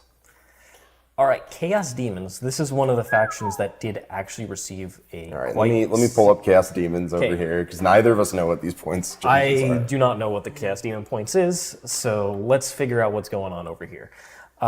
First of all, let's talk about things that didn't change. Some of their stronger monster, or not stronger, but the monsters that you typically saw. So Shalaxi didn't decrease back down where she was. I think she started at 400. She started at 400. You weren't really seeing her at 450, and you're definitely not going to see her with the rest of the list going down. I think she could have gone to 420, 415. Just like a decent enough decrease. Still more than she started, but you know, a little bit of help. Bellicor, same thing. Probably could have went 325. Yep. I think Bellicor and Shalaxi are not going to be making the current lists. Okay, well, let's just talk about the stuff that did. Blood Crushers is something Nick has wanted to run. He's been telling us about 18 Blood Crushers for months, and we keep saying... Put it on the table. Put it on the table for us. And he's like, So Blood Crushers are beneficiaries of 2 buffs. One, dropping 20 points. 6 Blood Crushers for 220 is literally going into a Warhammer store, stealing them, and walking out the front door. Like, that is dirt cheap. It's dirt cheap. In addition, they got not just that, but the Rendmaster on Skull Throne. Characters. The rules commentary that is released along with this elaborates that ability and other abilities like it can stack. So the ability is they pick an enemy unit within 18, and every Khorne unit that attacks it gets +1 strength, AP, and damage, which is a ridiculous buff. That's hitting the important ones. That's hitting them good numbers. But if you can stack it, you go to +2 strength, +2 AP, +2 damage. That means that you just vaporize that unit when you touch it. It doesn't matter what you hit it with. So like Blood Crushers going from 240 to 220 and being able to have that that army enabled because you take 3 Ren Masters, you get 1 to 2 on target when you need it. Yep. You have the ability to point at a Catan and be like, I'm +3 attack and +3 strength, AP, and damage into you. Get wrecked. Nick is in chat. I had a long conversation where I was like, Nick, what if you just run all Khorne? And he's like, I could just run all Khorne. And that is something you haven't heard in a long time. Nick, I want you to do this so bad. Chat wants you to do it. Chat, tell us about Khorne hype. Yes. So Ren Master, you just take a bunch of Khorne stuff, you point it at Catan, and insta-clap it out of existence. Which is not something most armies can do. No, it is not, and it gives them a very unique role. You can also point at a unit of Wraiths and just be like, bye-bye. See you, fam. Jesus. What you can do is you can point at a unit of Wraiths and be like, all right, so every failed save from my Flesh Hounds is damage 4. That's pretty ridiculous. But even if just Blood Crushers go in at damage 3 on their horns, damage 4 on their chops, that's from 2 buffs, that is perfectly reasonable to do, and it will just demolish Wraiths. Yep. So that's going to be a unit that you're going to start seeing more often. I know Michael Mann was already running like a unit of them. Now there's incentive to actually have multiple. And be a more consistent presence in just demon lists in general. 18 for 660 is dirt cheap. That's cheap. Is dirt cheap. I'm very excited for this unit. If Nick, if you don't run it, I will, and you know that's true. That is true. But I want to see you run it. We've got Bloodletters and the Bloodmaster also going down. You're going to see most of the Khorne units are going down except for the regular Bloodthirster, because I believe Scarbrand also gets a nice little decrease down to 305 for him. The Changecaster goes down, Contorted Epitome, Demonettes, Epidemius, Exalted Flamers, and regular Flamers as well, which was already one of their better, kind of cheap skirmishy units. Fiends go down. I know Nick has flirted with Fiends in the past. They're probably still at the point where you don't really take them. 40 points is kind of ridiculous. The Great Unclean One. This is another thing that Nick is massively hyped for. He already liked running the 1 Great Unclean One with the 4-up Feel No Pain.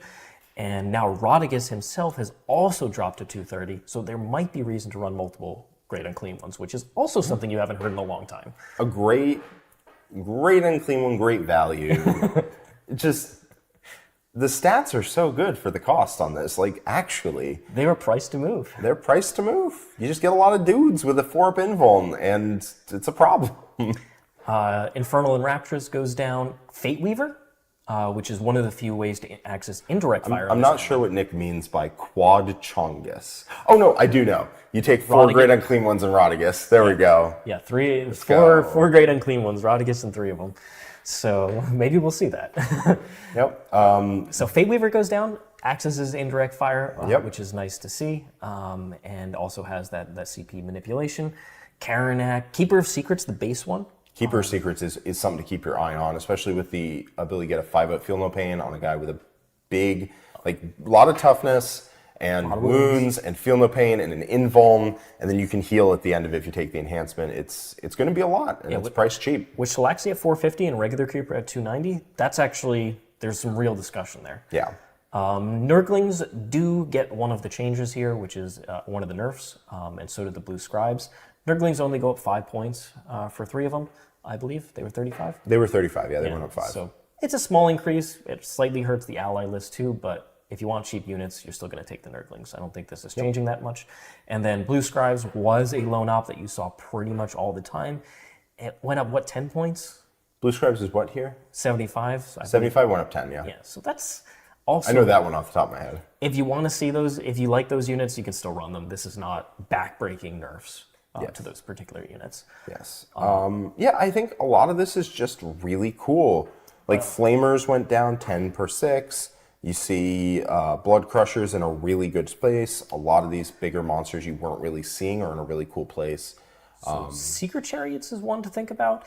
Also, the Soul Grinder, because it can access some indirect fire as well, is potentially going to be seen on the table, which also hasn't been seen for a long time, since last edition. Yep. So I think what this ultimately does is that demons have way more options to think about now, which they nailed the internal balance. Well, maybe they didn't nail it, but they did a much better job at the internal balance of Chaos Demons, which was very narrow. previously. Yes. It's much more expansive now, which is really good to see. Yes, and I think they did do it in a way where it's like, oh, you just have too many things that all have an invul. So we'll see how that pans out. But yes, demons definitely have a lot of new life breathed into them, and I think the Renmaster ability to stack just enables a completely new archetype that we have not seen, and I am super excited for. And yeah, Bloodletters at 120 instead of 140 are, again, priced to move. Those things hit really hard if you have any kind of buff in their area of operation. Like, if you have Scarbrand near them, they have 3 attacks, and they hit really hard. If you have Scarbrand and a Renmaster, suddenly they're 3 attacks, I think 6-3-3, which is pretty ridiculous. If you have Skulltaker in there, they do a bunch of damage, and guess what? Skulltaker got cheaper. So I love this monocorn list, and I really want to put it to the test. Yeah. It can solve problems. Like Necrons really don't like just being told, hey, you die today. They don't want tons of flat 4 damage, that's for sure. No, they don't. No, they really don't. You get Bloodletters to 3 attacks at 8-5-5 if you wanted to. That's a ridiculous profile, and you don't have to go all the way there for it to be good. You can just be, 7-4-4 on the charge. Like, okay, that's pretty deadly. This is an army with go back into reserve and then come down 3.1 away as well. So there are interesting things you can do. They also have not just data sheets. They also have ways to come down 6 away and charge. Yep. Not the easiest ways, right? Because to have that in the movement phase, you don't actually flip control objectives till the end of the phase. Not the easiest ways, but they do have ways to do it. And so that can enable a really, like, Bloodletters dropping in for 120, getting a buff and going and just spanking a unit off the table is going to be a very real thing. Yeah, and that was one of their biggest problems, was consistent damage, especially into very durable units. Yes. Because it was basically Shellaxi Show or Oh God. Yeah, you just couldn't kill anything. And I honestly think that this army has a new role, especially in teams. Like, if you need to kill something tough, go do it. Go Renmaster them twice and hit them with Bloodletters. Yeah, those durable armies that don't have tremendous amounts of damage output, like Necrons, don't really like playing another army that has like outrageous amounts of damage. Yes. So with cheaper units. I think that's a very cool archetype, and I'm very excited to see how it works. Okay, Chaos Knights. There are quite a few decreases here, a lot of them to the biggest knights, although a couple of the smaller ones do go down. Specifically, the Executioner goes down, as well as the War Dog Morax, which is the Forge World version. And then there's one increase to the Brigand. Ultimately, this allows you to potentially run 1 big knight, and I think you fit like 10 of the smaller knights in. Something like that. I haven't run the numbers. I think it's close, but I think ultimately this is kind of a side grade for Chaos Knights, where you can still totally run the Armiger heavy builds, 13, 14 Armigers, and do great with it, or you can now much more consider running a big knight plus like 10 of them. Yeah.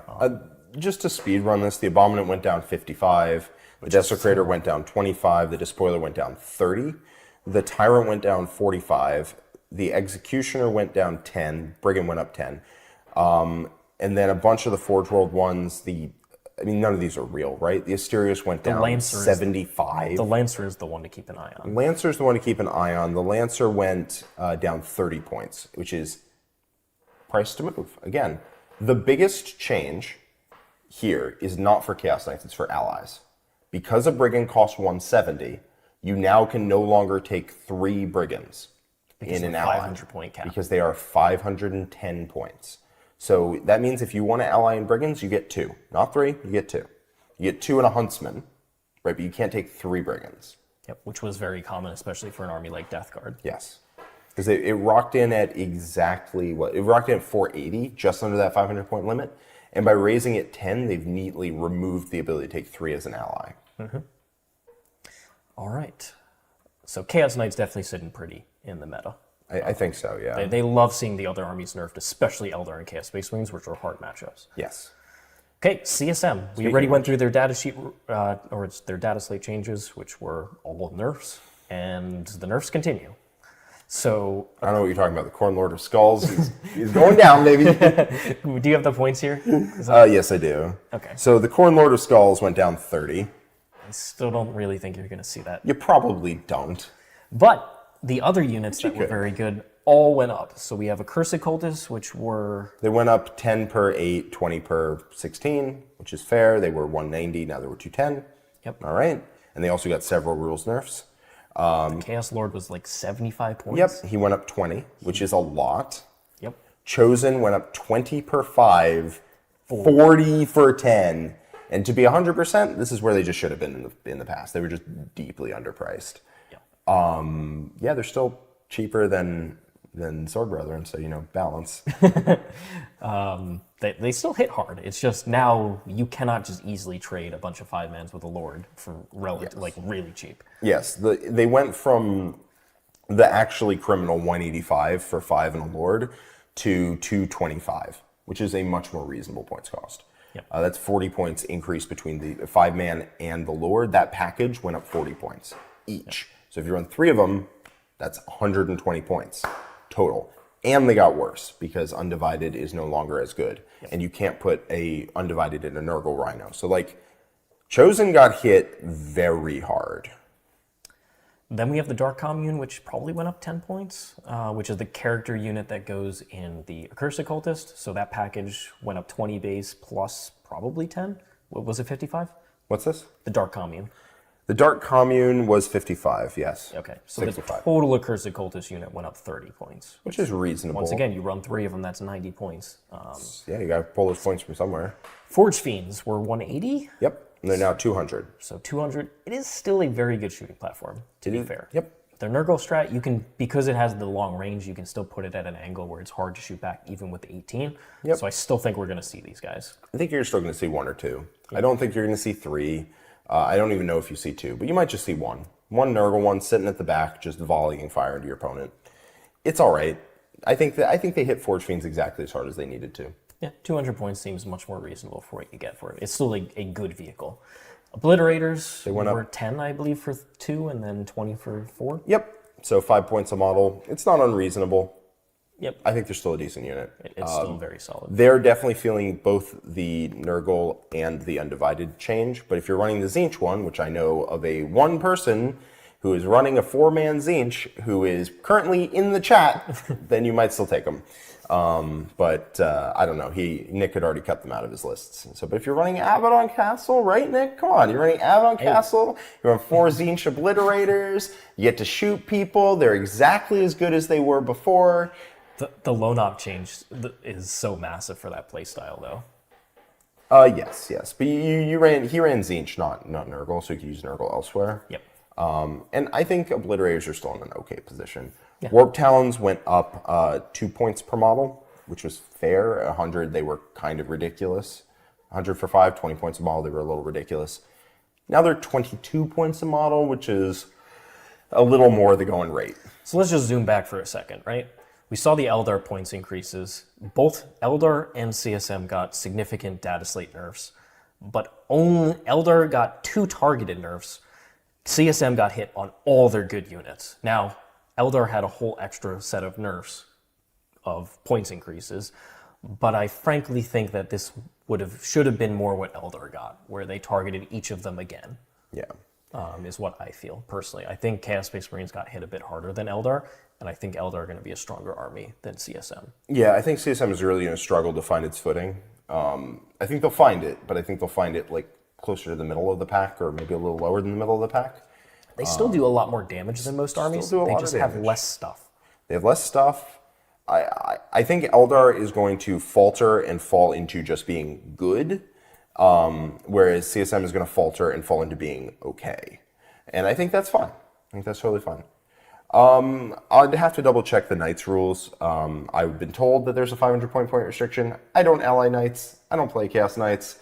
So I'd have to double check that. But if you could still take 3 of them, then that's fine. Eye of Tzeentch, 40 points. Do you remember what that is? Which one that is? No. Why did they raise that 10 points? Was somebody abusing this? Okay. All right. Let me find out what the heck Eye of Tzeentch is. All right. Why? Most of the enhancements didn't get a change. Yeah, very few. I think this might be the first time an enhancement changed. Each time a Bears unit makes a Dark Pact, take a leadership check. If the test is passed, you gain a CP. Was this a problem? That there was a Tzeentch unit running around?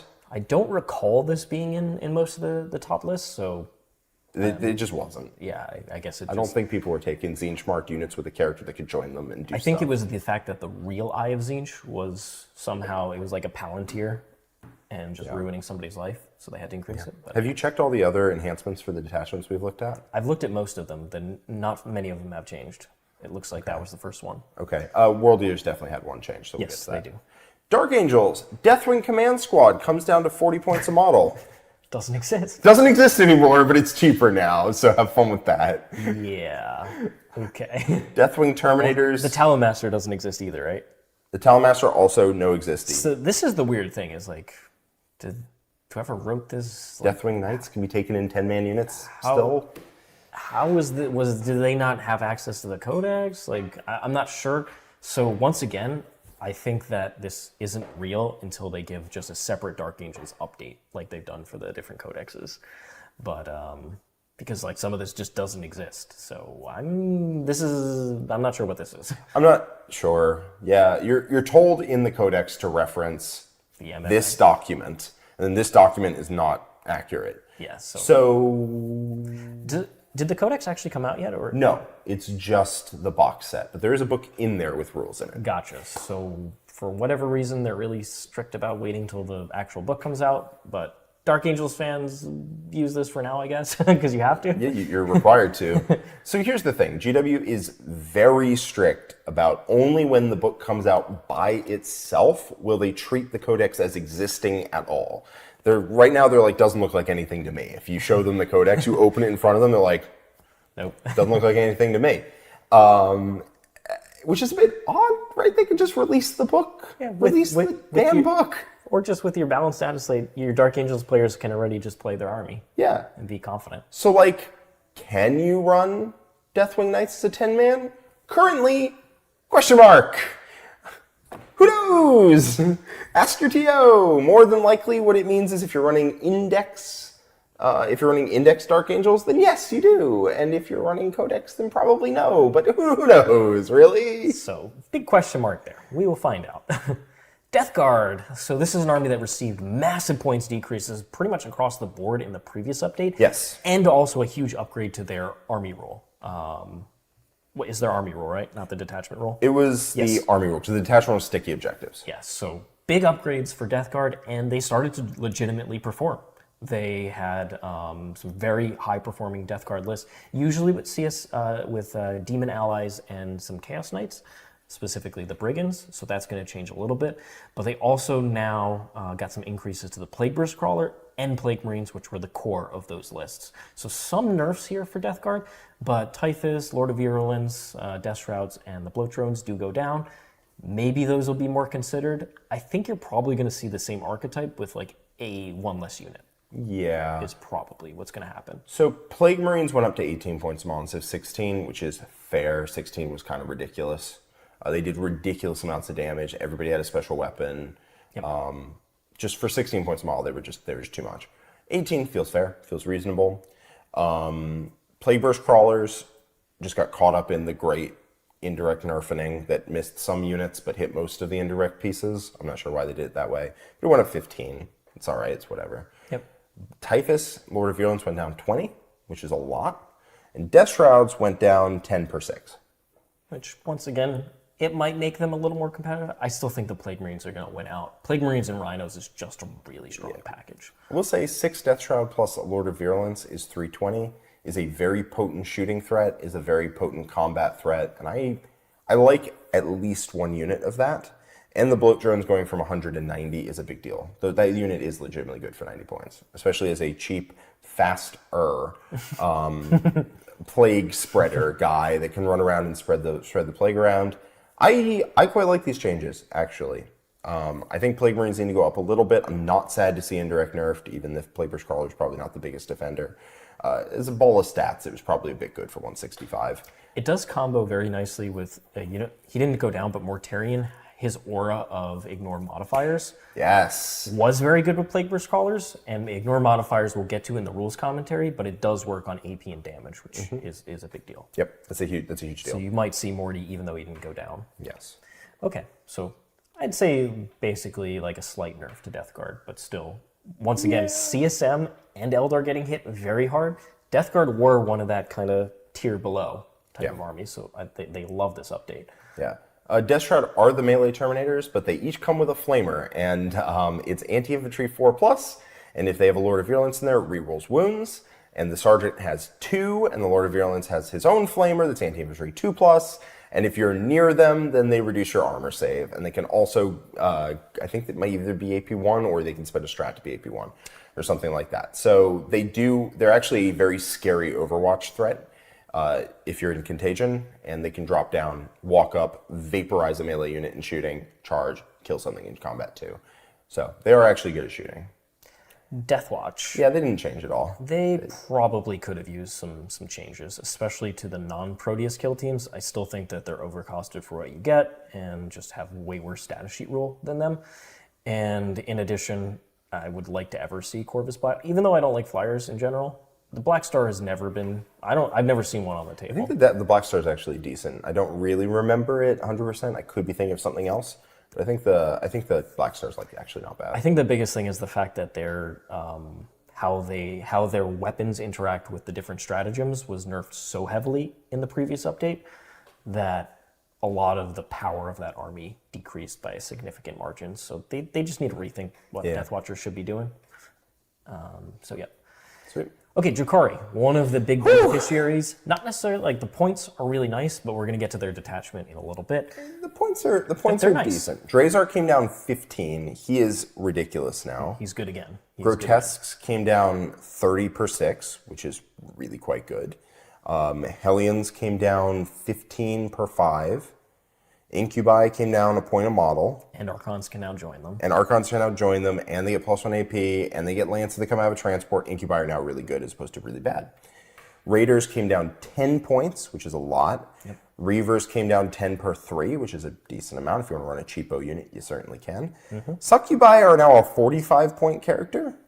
I don't know what they do, but we'll have to see. And Talos came down 10 points per model, which across several of them is going to add up. Venoms also came down 10 points a model, and all the transports going down 10 points a model really helps enable that playstyle of transport spam that we're going to get to in a bit. Yes. And finally, the Void Raven Bomber went up 20. And that's fair. That thing was kind of dumb.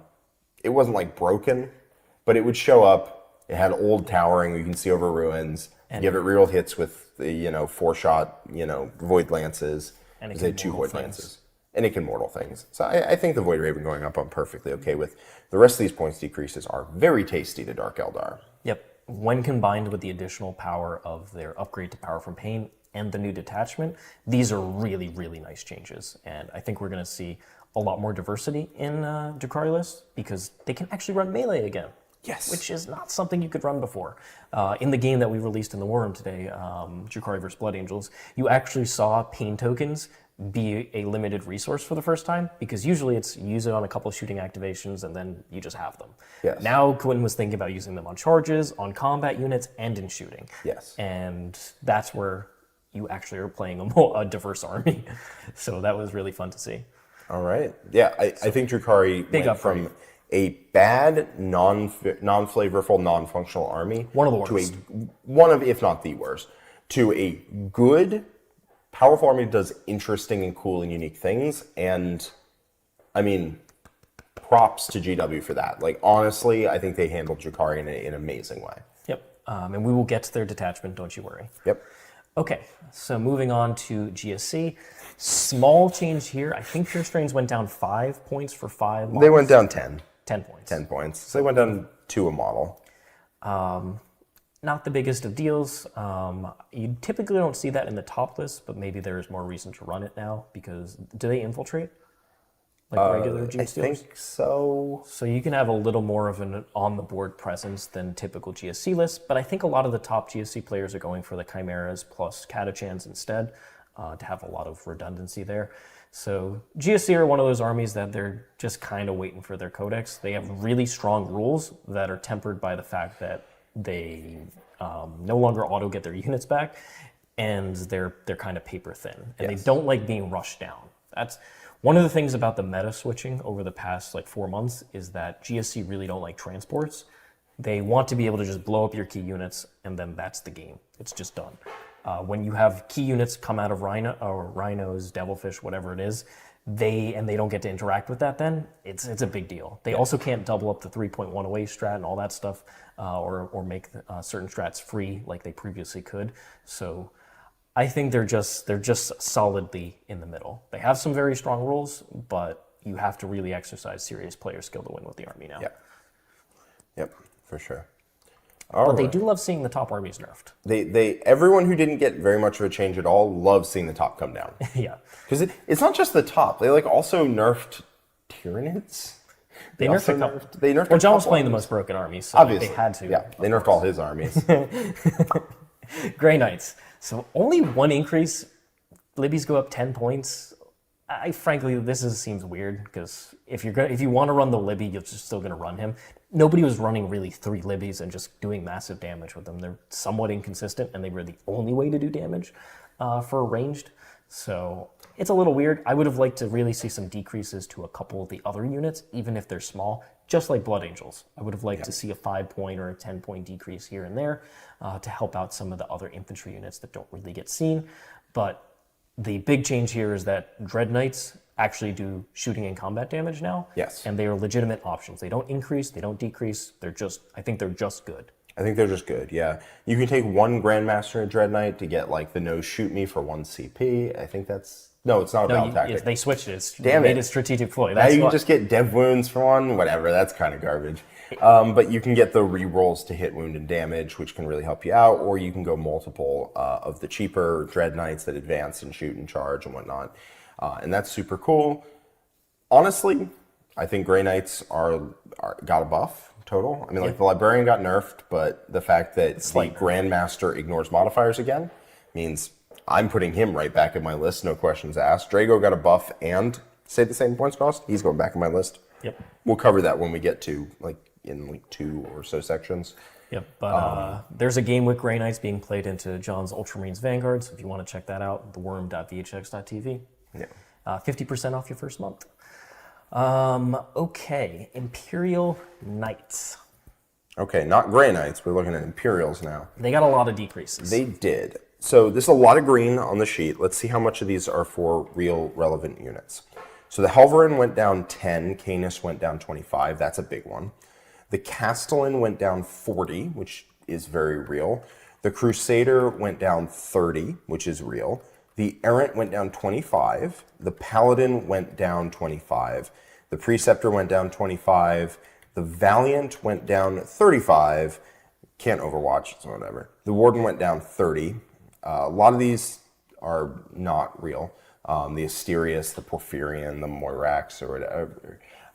But the Warglaive got the ability to reel a hit and a wound. So instead of just ones, which helps out that low shot count unit quite a lot. The Lancer, the Cerastus Knight Lancer went down 30, same as in Chaos. And I know that Brian Jones, who's a very good Imperial Knights player, I know he really likes the Lancer. He was taking Canis Rex, the Crusader, and the Lancer together. And that all is going to run him, 25 less points, 25 less points, and 30 less points. He's going to get an extra couple agents units is more likely. Or you can upgrade the Crusader to a Castellan. You could do that too. Yep, so there's some options. You can either get more trash or upgrade one of the knights. Yeah. Which is not the end of the world. Like I said, I think the biggest change for knights should have been that the bondsman works in a more powerful way. I think that would have been a cleaner change, honestly. Giving a lot of Imperial Knights list back 80 points, 100 points, maybe. And maybe they pivot to units that got cheaper that they weren't taking before. I think that's nice, but they were definitely having problems, and I don't know if this solves it, but they're definitely not going to turn it down, right? They're not going to turn the changes down. No. So definitely a buff to knights. How strong this buff is remains to be seen, for sure. Yeah. Okay, Leagues of Votann. This is an army that had, in my opinion, a higher win rate than it should have, because once you got Votann to the top tables against really good opponents who can move block and slow down rapid ingress plays and screen you out, tag your different things at the same time, as soon as you played against somebody really good with movement and screening, the power of the army decreased. Not significantly, but it was much harder to play into like very good opponents, is what I found. So they receive a couple nerfs here. The biggest one is the Sagittar, going from 100 to 115, so 15-point increase. If you're running 6 of them, that's a significant amount of points. What, 90 points? Yes. Yes. That's a lot of points. So I think you do run less Sagittars now for sure. Then the Thunderkin, I wasn't running them personally because I don't like slow-moving units that can't advance and shoot. But they are a solid unit for like 6 models at 150 points, which was it used to. That was a lot of D6 blast anti-vehicle shots. It just was very good on lighter terrain, which is why I didn't run them. But I think it's a fair increase on them. I don't think it's absurd. And then Hearthguard, the unit that I love the most, it went up 10 points for 5 and 20 for 10. It's not the end of the world. I'm still going to run at least 1 brick of them. But I would have liked, I'm kind of surprised Berserks didn't get like a 10-point decrease and Uthar didn't get like a 5-10-point decrease. Yeah, Uthar going down makes sense. I've seen people running Berserks. I'd be interested to see, but yeah, I mean, it's a 5-inch moving combat unit with no like a bot. Like if your opponent walks into you, they will do an amount of damage, but it's still not like a great melee unit. Yeah, they don't have all the buffs they previously had. Pioneers didn't go up, which I think is perfectly reasonable. Yeah, I think that's fine. I think this is Votann getting a bit of a little bop, but nothing like too backbreaking. Yeah, I think my list went up like 115 points or so. It's not ideal. So I'm definitely going to switch around. I think the biggest thing here for me is that 2 Sagittars now cost more than a Hecaton. And I heck a lot. I like those land forts. I heck a like those land forts.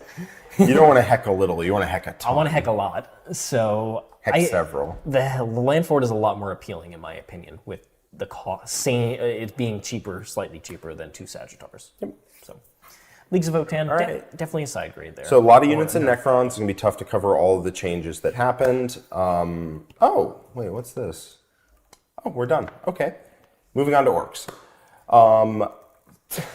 So just like briefly, I think points would solve a lot of the issues with Necrons, which is that certain units are just too durable for their points costs. Yep. And they should increase. You have Wraiths and C'tans. You just get too much durability for too cheap, all in one list. And if you can disrupt that critical mass, then that helps. I don't think we need to wait 3 more months to see if that is too strong. It is too strong. It will get nerfed, but I think they should have just done it now, personally. We're going to see a lot of Necrons in the meantime, like a lot of them running rampant. So yeah, Necrons are in an amazing spot. They love this balance update. They are the biggest winners, in my opinion. Okay, yeah, so by far the biggest winners. They didn't change a hair. They just watched all their competition drop off around them. Yep. And that... the best buff you can get. All right, tell us about Orks. All right, so Orks got a lot of changes to a lot of random units. The Battle Wagon went down. None of these are like too crazy. The Battle Wagon went down 25, which it's honestly, it needed it, but it is quite an interesting unit now. The Snaz Wagon went down 10. I don't really care about that. The Hunter Rig went down, I want to say 10. It did. It's all right. It holds a lot of dudes. The Kill Rig went down 30, and I think Kill Rigs are actually very spicy right now. You can definitely take a look at 30. 30. They were 200. They are now 170. So they are very spicy right now, and I'm looking to put them on the table and see what I see there. Killicans went down 25 for 3, 50 for 6. That's a lot. Are they worthwhile? We'll see. We'll see. They're still kind of slow. They don't really shoot like a ton. They shoot some. They shoot some rockets. They're not zero. I'd be interested to see how Killicans make out. My sense is that they were just hideously overpriced before, but I could be wrong. 6 for 250 is a pretty good going rate. Custom Booster Blaster went down 10. Megatrack Scrapjet, like all the buggies that you weren't really seeing.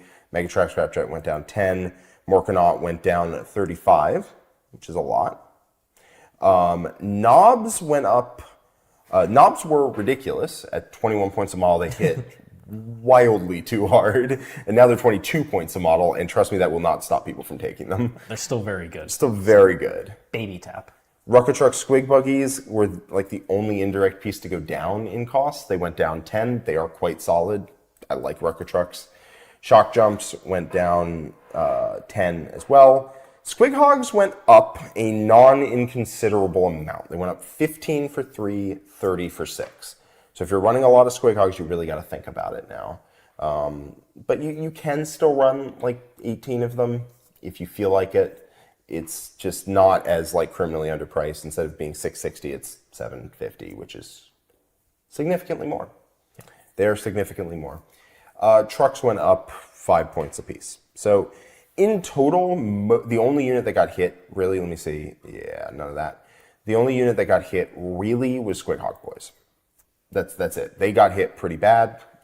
I don't think they needed to, but I'm not going to say that they weren't underpriced. They were probably not 30 points underpriced, but maybe 10 to 15 would have been reasonable, but whatever. Knobs went up a insignificant amount. Who cares? I don't. I'm going to take them anyway. And then a bunch of other stuff came down. I'm excited for Kill Rigs. I'm excited for Squig Buggies. I want to try Killicans because they came down a ridiculously large amount. Battle Wagons got a lot better. So all in all, I'd say Orks are kind of side grady. Yep. But still in a great spot. They were one of the better armies in the game. Yes. Certainly. They were very good, yeah. Space Marines got hit pretty decently hard. Their win rate doesn't tell the whole story. Their top lists were just some of the best armies in the game. The Ultramarines Vanguard and the Black Templar Gladius were two of the strongest lists you could play in 40k. So they did need to get hit. Yep. And they got most of the key units here. So aggressors, would they go up 10 points for 3? They went up 10 per 3, 20 for 6. So not the end of the world nerf there. Centurions, which was just a shot across John's bow. I think it's 10 and 20. It went up 10 and 20, which is not the end of the world. You're still going to run them. You just find the points elsewhere. Inceptors went up 20 per 3, 40 per 6. And they're still, in my opinion, one of the best units in the game. Yeah, I mean, we need to take some time and like look at them and see how they're used. They're still definitely good enough to play. Yeah. 100%. No questions there. They were hideously undercosted. And you were just seeing lists that people were optimizing their lists and being like, wait a minute, I should just take 12 plus of these guys, like 12, 15, 20, 18, somewhere in there and just be like, well, these are ridiculous. You just show up 3 away and shoot with real firepower and you're durable too. Yep. Why are they this cheap? And now they're actually a real points cost like a real unit might. So heavy intercept. Oh, you want to? Yeah, I'm just doing all the nerfs. Redemptors went up 10, don't really understand that. Every time I played Redemptors after the Oath change, they've been just kind of bad. But whatever, now they're 210, people might not talk about them. Scouts went up 10 per 5, which I think is perfectly reasonable. They were silly undercosted. Oh yeah, and Whirlwinds got spiked into the ground. 35 points a model increase. Good riddance. Bye-bye, see you, Chief. All right. That hurts the Ironstorm archetype specifically, that just had the Whirlwind Castle with the lethal hits and the exploding crit. Yes. The general tone is that a lot of Space Marines' best units went up, and a lot of units that were bad went down. So a lot of units that were bad are still bad, just cheaper. So Space Marines as a whole got hit. Usually if you see your top units come down and your bottom units come up, what usually happens is your army just gets worse because the top units come down, which does impact you, and the bottom units come up and you probably don't still play them, and that doesn't impact you. So, is what it is. Assault Intercessors went down a point a model, which is cute. I'm not against it. Heavy Intercessors went down a point a model, which is cute. I'm not against it. They're kind of really cheap right now. Yeah, for what you get. It's interesting. Gratis body, for how cheap that is. Now, They don't do a tremendous amount, but I know John was thinking about running them with Calgar and just having a big OC brick. Yep, it's not bad. Like for 200 points, 10 of those dudes is a lot of durability. So it's something to think about. Outriders came down 5 points a model, and you're not going to see them because they kind of sucked. You might. I mean, they might be cheap enough at like 26, 27 points per model to like go do actions somewhere, but they're not a real unit. Intercessors went down a point a model, which is cute. If you want to stick to your objectives, they're not bad at it. I kind of like them, actually. Infernus Marines came down, I believe, a point a model as well. Yep, you're probably not going to see them. They're all right. It's kind of how I feel about them. It's like, they're all right, I guess. Guilliman came down, how much? Booty Guilliman came down 10 points, baby. Let's go. Stern Guard went down 2 points a model, and you're still not going to see them because they are garbage now, ever since the rule changed. And that's mostly it. None of the enhancements changed at all. It all seems pretty good. This is another of the factions where I think they can't realistically keep making the units cheaper. Like, Reavers can't go down 20 points and be just silly cheap for what they get. They need to tweak the data sheets of some of these units so that they do something more impactful that's valuable instead of nothing. Because you don't want Space Marines to just be spamming, bodies all over the place and have a horde army of Space Marines. That's not what it should be. Yeah. Their data sheets themselves should be more valuable. So this is where they change Grey Knight data sheets. Maybe they will come back and look at some of these Space Marine units that just aren't being seen and redo what they're supposed to do. Yeah. Space Marines kind of have an issue where a lot of their generic units don't really do anything, don't really do that much, right? Like if you're running unique units for a chapter-specific units can be very good and do a lot of damage and whatnot. But if you're running generic units, you kind of like, what is your best melee unit? A Blade Guard vet? It's not very good. Honestly, if that's your high watermark for melee, if your high watermark for shooting is like a Vindicator, Centurion Devastators, it's not super impressive. So like, Jack, you haven't played the bad armies. I will take Centurion Devastators every single fair enough. I'm mostly talking like outside of the Vanguard, pouring all of their strats and everything into them. Even without strats, I'd take them. Fair enough. Movement 4 with a 50 millimeter base. But they actually shoot. Yes. So there are limitations to them. But I think you might, if you just look at Space Marines win rate, you'll be like, why did this happen? But if you look at the actual very good lists that Space Marines put out, they were just too cheap. Yeah. And if they didn't get changed, they would be the best army in the game. Yep. Yeah. Oh, yeah, for sure. They might even be there already. Because I think the Black Templar Gladius and the Ultramarines Vanguard changed, but I think are still intact as lists. And Eldar's list has to change fundamentally, and CSM's list has to change fundamentally. Yeah. I also think Mike Percival points out in chat that there's Black Tide, which is like 1 million Black Templar Crusaders. It could be the time of the Crusader again, because that unit did not get more expensive.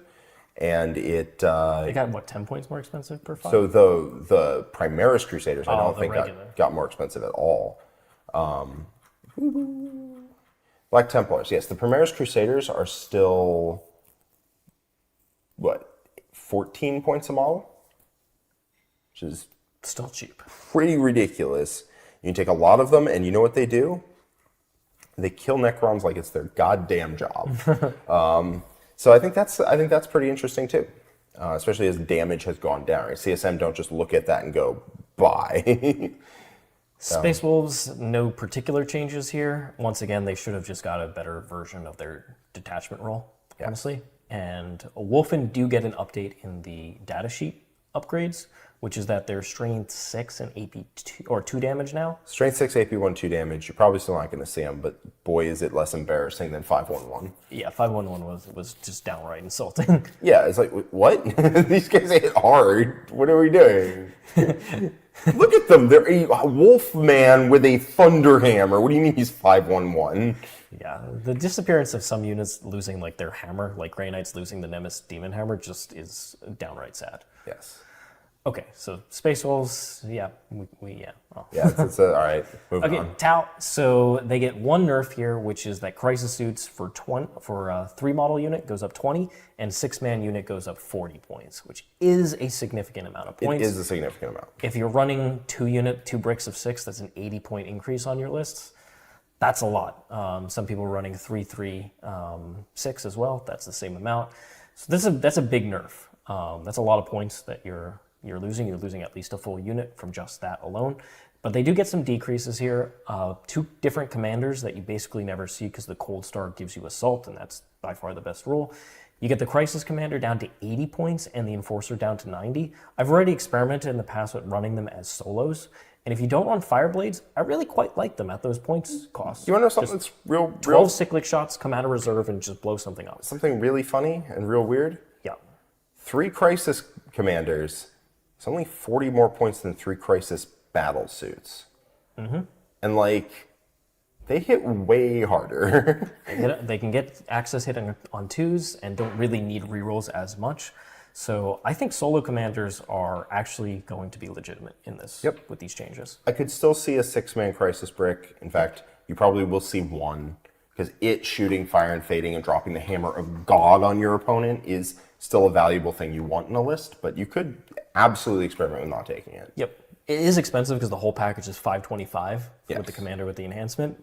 That's a lot of points. It's a lot of points. A unit that doesn't split fire very efficiently, and is a lot of eggs in one basket. But it's still good. It still does the thing you want it to do, just 40 points more, and you have other options. So maybe you don't, but you might still do it. We got a big decrease to Riptides here, 15 points. You saw the last stream game that I ran them. I had no idea that they were going to go down 15, but now I'm more incentivized to run that list in more games. Yeah, I mean, my personal opinion as the guy who played into it was that I played into Riptides at 180.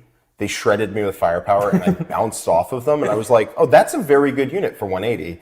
And now they're 165, which feels like an actual crime to me. But, I talked about it before. I would have much rather see the Ion Accelerator have an actual anti-tank strength rather than be strength 8, and they just cost more. Sure. But would you take costing less? I'm definitely going to take at least 2 in most of my lists, and I might just take 3. Yeah, because 165. I'm a Triptide type of guy. 165 is just ridiculous for toughness 9, 2 up, 4 up, 14 wounds. Now, they are competing with the broadside, so they have some benefits, is that they ignore modifiers to hit, and they also can fall back and shoot. They're faster, and they're more durable, but they don't shoot as hard into durable tanks as broadsides do. So there's a legitimate conversation whether you run broadsides or Riptides.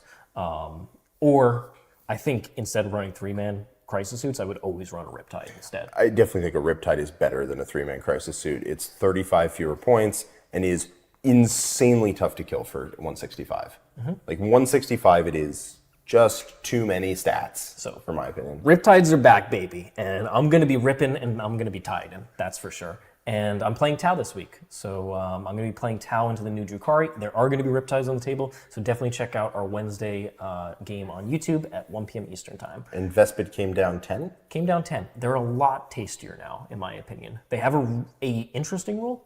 They don't go into reserve end of your opponent's turn like almost every other one does. They do it end of your movement phase, which is only good for one specific reason, which is to block rapid ingress plays. Yep, you run out, your opponent rapid ingresses, and you go, okay, and now I'm back. Yep, and they both happen at the same time. You're the turn player, you're like, you can rapid ingress. No? Okay, well, I'll just do it again next turn. Or they do it, and then you're like, well, they don't exist anymore. Yes. So they're good for that reason. I'm definitely going to run them again. Okay. Let's move on to Thousand Sons. No changes. Thousand Sons were one of the few armies that just did not get touched full stop at all. No changes. Bit odd they didn't get their book out recently. You'd think they'd get some stuff reconfigured but yeah, I think some of the Zangor units, like every Zangor unit should have slopped off like 5-10 points. Yeah, something like that.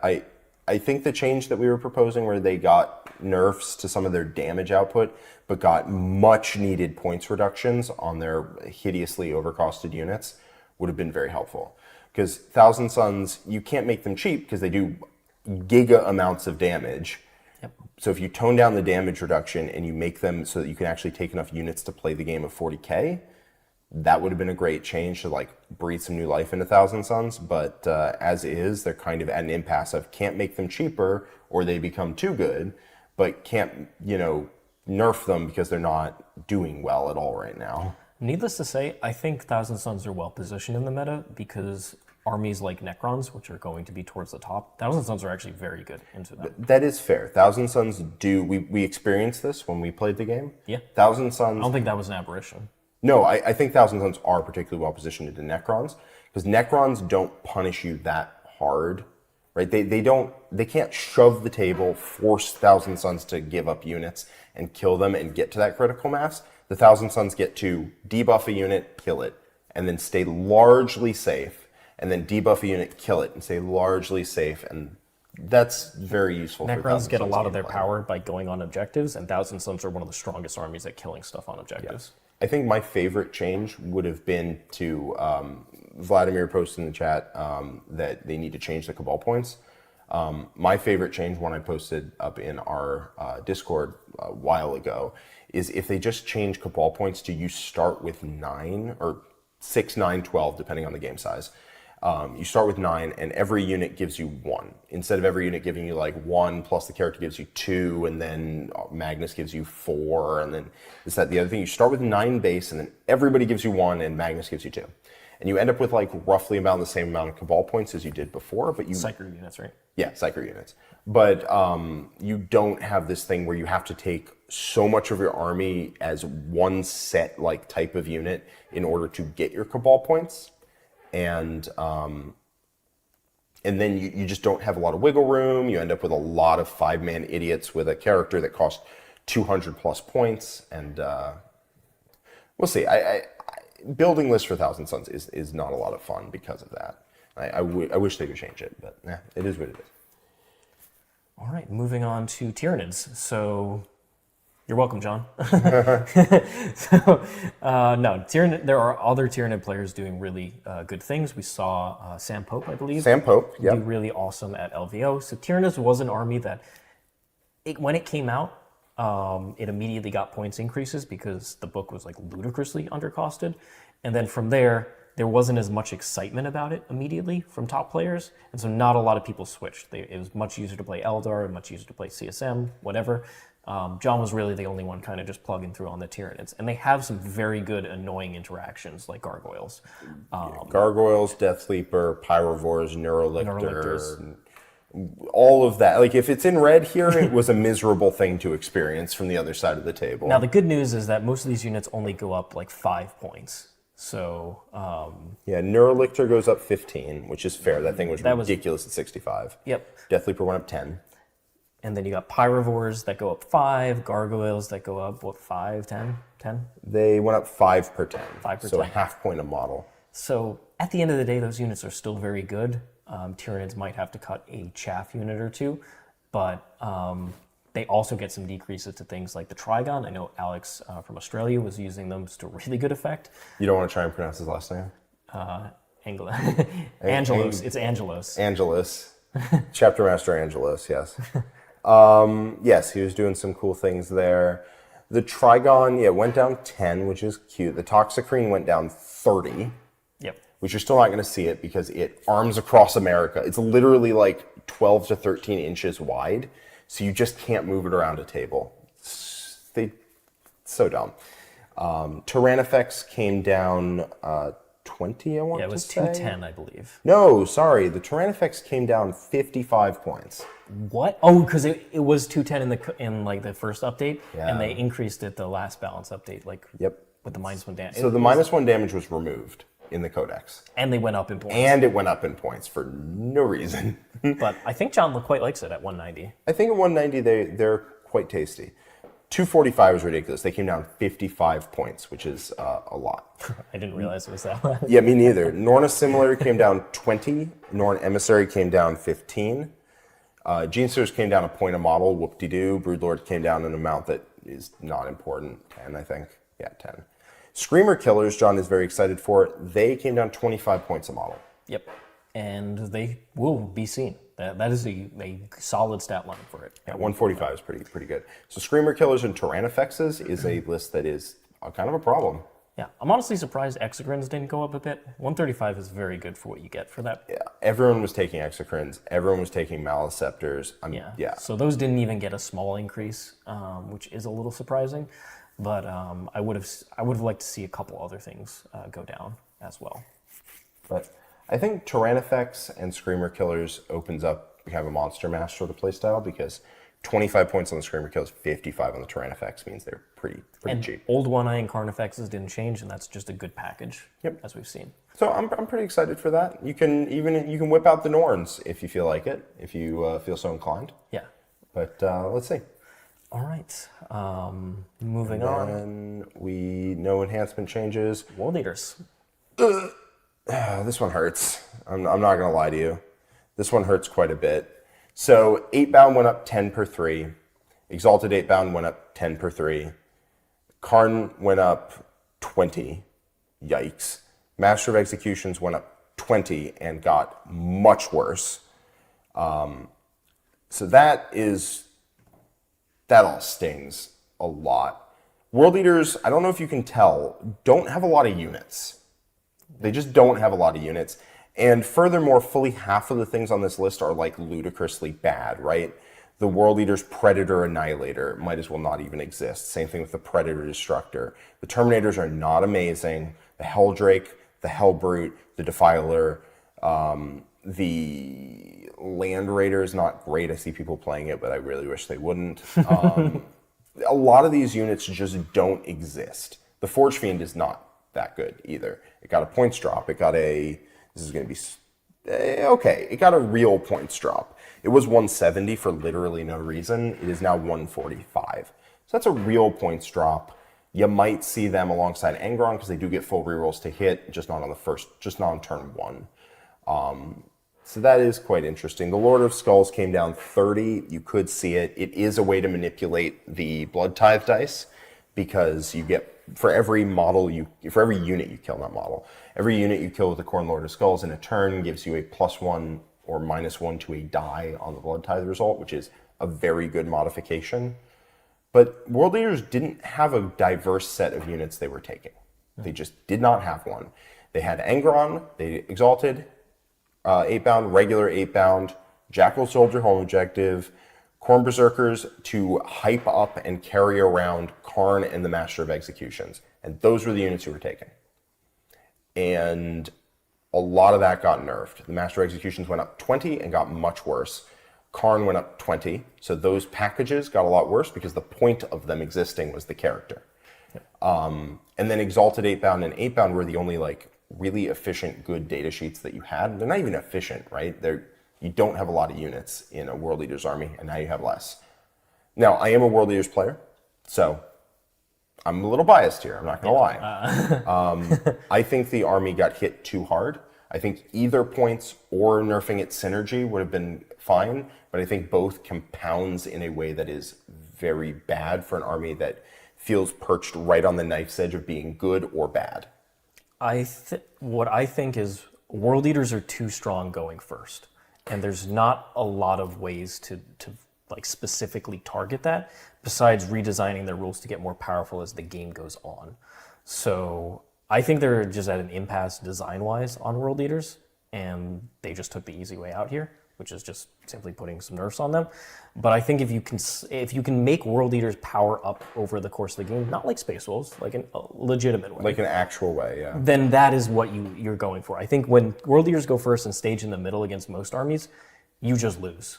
Yeah. I think it's too strong. World Eaters going first it's just too strong. So not even that you punch your opponent. Just your stage. Yeah. You go, so what Siegs is saying is you go to the center and you're just in all the ruins, on all the objectives, and you pass turn to your opponent. You're like, what up? What do you want to do about it? Not many armies can interact with that in any sort of efficient way. And a lot of the armies that got nerfed were the few that could actually try and do it. So now, whether these were too harsh or not, I'm not here to say that. But I just think that the specific issue with World Eaters is that their staging power is a little too strong against most armies, is what I would say. And I don't think that this like specifically targets the problem that actually needs to be addressed. This is just a blanket nerf to the army, and whether that's enough or not, who knows? In a way that I don't actually particularly like. When you play World Eaters, you got a feeling for it, but like you were always riding right on the line of having exactly enough units to be able to do what you needed to do, and if you lost a random unit for no reason, then it was really bad because you just didn't have many, right? There were like 5 real units in the army. And so now if you have to cut one of those because everything goes up in points, and then your army's a little less synergistic, it is a big noticeable problem, and you might fall below critical mass of ability to influence the game, and that could be a big deal. Favorite of Khorne did luckily go down from 30 to 20 to compensate for the fact you can't re-roll every turn of the game, and you might still take it, but it's not fun. These changes feel really bad for an army that I almost fell over. For an army that was quite good. It was quite good. It was one of the top armies in the game. It was probably number 4, number 5 in there. It was quite solid. If you knew what you were doing with it, you could do really well. And I think they hit it in a very blunt instrument kind of way, and I don't think they needed to do that. But we will see. I still think they're actually quite strong, personally. Yeah. I don't think they're losing enough where this is not going to be still a strong army. I mean, I'm definitely going to work on it, and we're going to see what conclusions we come to with it.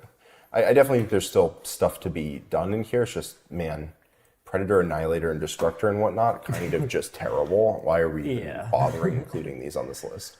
Well, the good news is that most codexes are getting new models, so hopefully World Leaders get... Like, World Leaders, Votann, they just need more units. They're at this very narrow pass where they can only do those couple things. And they need units that do other things, not mini Exalted 8-bound or whatever. Little Exalted 8-bound. Berserkers Extra. Yeah, make it very different. Is what it. So those are the points. Overall, my biggest thing about the points here is that not a lot of armies have a lot to feel really good about. A couple armies got some targeted decreases, but not really as many as I expected, certainly not as many as the last update. And I think how a lot of players are going to feel is that I feel good because a lot of other armies around me got nerfed, but I don't feel like great about my specific army outside of like Demons and Drukhari that got really nice changes. Points changes. So on the one, but the game was in a better spot than it was in September. Yeah, I mean, like on the one hand, right? You definitely have to. If you keep having people just get excited about their army by giving them increases, eventually you're going to have power creep be an issue, right? Yeah. So at some point you do have to hit people and have people like feel kind of bad about their army because sometimes you have to rein some stuff back in. But yeah, I don't know, this update just feels like almost every army just got hit in some way. And most every army in the top like half of armies just all came down some amount. Except for Custodes, let's go. Or Necrons. Oh, jeez. So we will see. Like, it's going to be very interesting because most of these nerfs to like the kind of second tier down aren't enough, in my opinion, to really take them like very far. So I think there's still going to be good armies. And with CSM Eldar going down, I think there should be, so you saw our last tier list, there's a lot of stuff in that B and A tier. I think that's going to remain the case. Yep. I think there's going to be a couple outliers, but I think most are going to be right in that area, which is a sign of a healthy meta. I think the meta is going to be very healthy. I think the biggest thing that's missing here is the internal balance of some of these factions just isn't where it really should be. And I think the problem is that points can't solve it. I think most things have already become as cheap as they realistically should as data sheets, as just stats. I think there needs to be more data sheet changes to these units. My theory on it is that weapon changes. Nerfs to the top end of an army are not the same as buffs to the bottom end of an army. Yeah.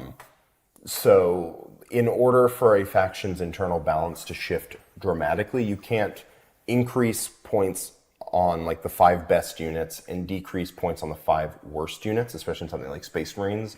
You need to decrease points on a vast swath of units that are all not being seen, rather than pick like 5 and be like, are any of these good enough? No, still not good enough? Sweet. Yeah. So I think that would have been cooler if they had if they dropped points on the Predator, Annihilator, Destructor, Defiler, Helldrake, Hellbrute.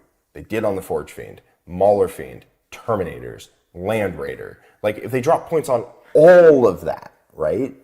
Then you could really open up a whole new breadth of like options from the world leaders. But they picked 2 of the worst data sheets and were like, here you go, buddy. Try something new, just on me. And that's the issue, is that some of these data sheets just aren't good. Yeah. And you can keep making them cheaper, but at a certain point, they're just a pile of efficient stats for that points cost. It is much better to do what they did with Grey Knights and the Dread Knight weapons and just make them actually fill their role for their legitimate points cost. Yeah. Absolutely. Now, obviously, there's a lot of units in the game that need that type of treatment, so it's kind of a long-term goal. But hopefully, with their willingness to do that in this data slate, they're willing to do it to other units. Yeah. But, like, for example, like, I think Tyranids would need, like, points decreases on, like, a lot, not necessarily Hive Tyrant, but, like, Hive Guard, Hive Crone, Haruspex, Raveners, Lictor, Mawloc. Lictors are not bad. Lictors are fine, I guess. But, like, I'm trying to use this as an example of, like, just pick a lot of units that are all not seeing play and drop points on all of them. Yeah, exactly. The only places you wouldn't do that is on like a CSM and Aeldari, where they needed serious nerfs. You don't give them a second layer of buffs. Yeah, unless you're a Night Spinner. Unless you're a Night Spinner. Or last edition Drukhari. But we've learned. So overall, I'm pretty happy with this because the game was in a much better state than it was. I think things could have gone farther and they should have touched Necrons and Admech, but overall, the game is going to be even closer. Yeah. Ultimately, I'm happy with this. I mean, we're going to go over more things, right? Ultimately, I'm happy with this update. This balanced data slate, the points, the new detachment, the rules commentary and everything is a net significant positive force on the game. I just think there were some things that were missed, right? And there's always going to be. Always are. Yep. The game is so expansive. So, Drukhari get a whole new detachment, which once this is put into their Drukhari index, which you can find on Warhammer Community Downloads. I'll go ahead and post it here in the chat. But the biggest thing here is Games Workshop has shown now a willingness to just either invent a detachment or like redo something completely. Yes. Which is very exciting because obviously there are a handful of detachments out there that either Space Wolves need to just have a redesign or need to be powered up in some way. Yep. So, and just to set the stage for this new detachment and the new rules that Drukhari got is probably the single best rules like update that GW has ever done, right? As part of an MFM, as part of a balanced data slate, the way they fixed Drukhari was the best way they've ever nerfed or buffed an army in any way, like the most well done, right? Yep. The best performed change to an army they have ever done, ever. And I think that deserves to be called out. Yep, that absolutely does deserve to be praised. And it gives me hope for some other factions like a Space Wolves, like an Admech, that do need a similar type of treatment. Absolutely. So, let's go ahead with a Reign of Cruelty. This is their new Sky Splinter Assault detachment. So each time a Drukhari unit from your army disembarks from a transport, until the end of the turn, the unit's ranged weapons have Ignores Cover, a fantastic rule. Yep. Because it's everywhere. And if their melee units get Lance, which, as Jack knows, is an amazingly powerful rule. That hurts. Especially when you couple Lance with reroll wounds, suddenly you go from wounding on 6s to wounding on 5s, full rerolls. And that is a huge difference. Yep. So you would be, to take this detachment, giving up Real Space Raid and the things that it gives, but this is already a very good detachment rule. Yeah, this is basically a whole new army, because the Real Space Raid was kind of garbage. And it does what Drukhari needs, which is that Drukhari is a combined arms force. It needs to have a shooting and a combat buff, and it does exactly that right here. Yep. So if you get out of transports, if you're running a transport heavy build, which I think is sick, and it's probably the way you should be, like the thematic way to run a Drukhari, if you get out of transports, you do a lot of really cool stuff, and I think that's cool. Yep, so we've got some enhancements here. Phantasmal Smoke is, while the bearer is wholly within 6 of a friendly Drukhari transport, models in the bearer unit have the benefit of cover and stealth.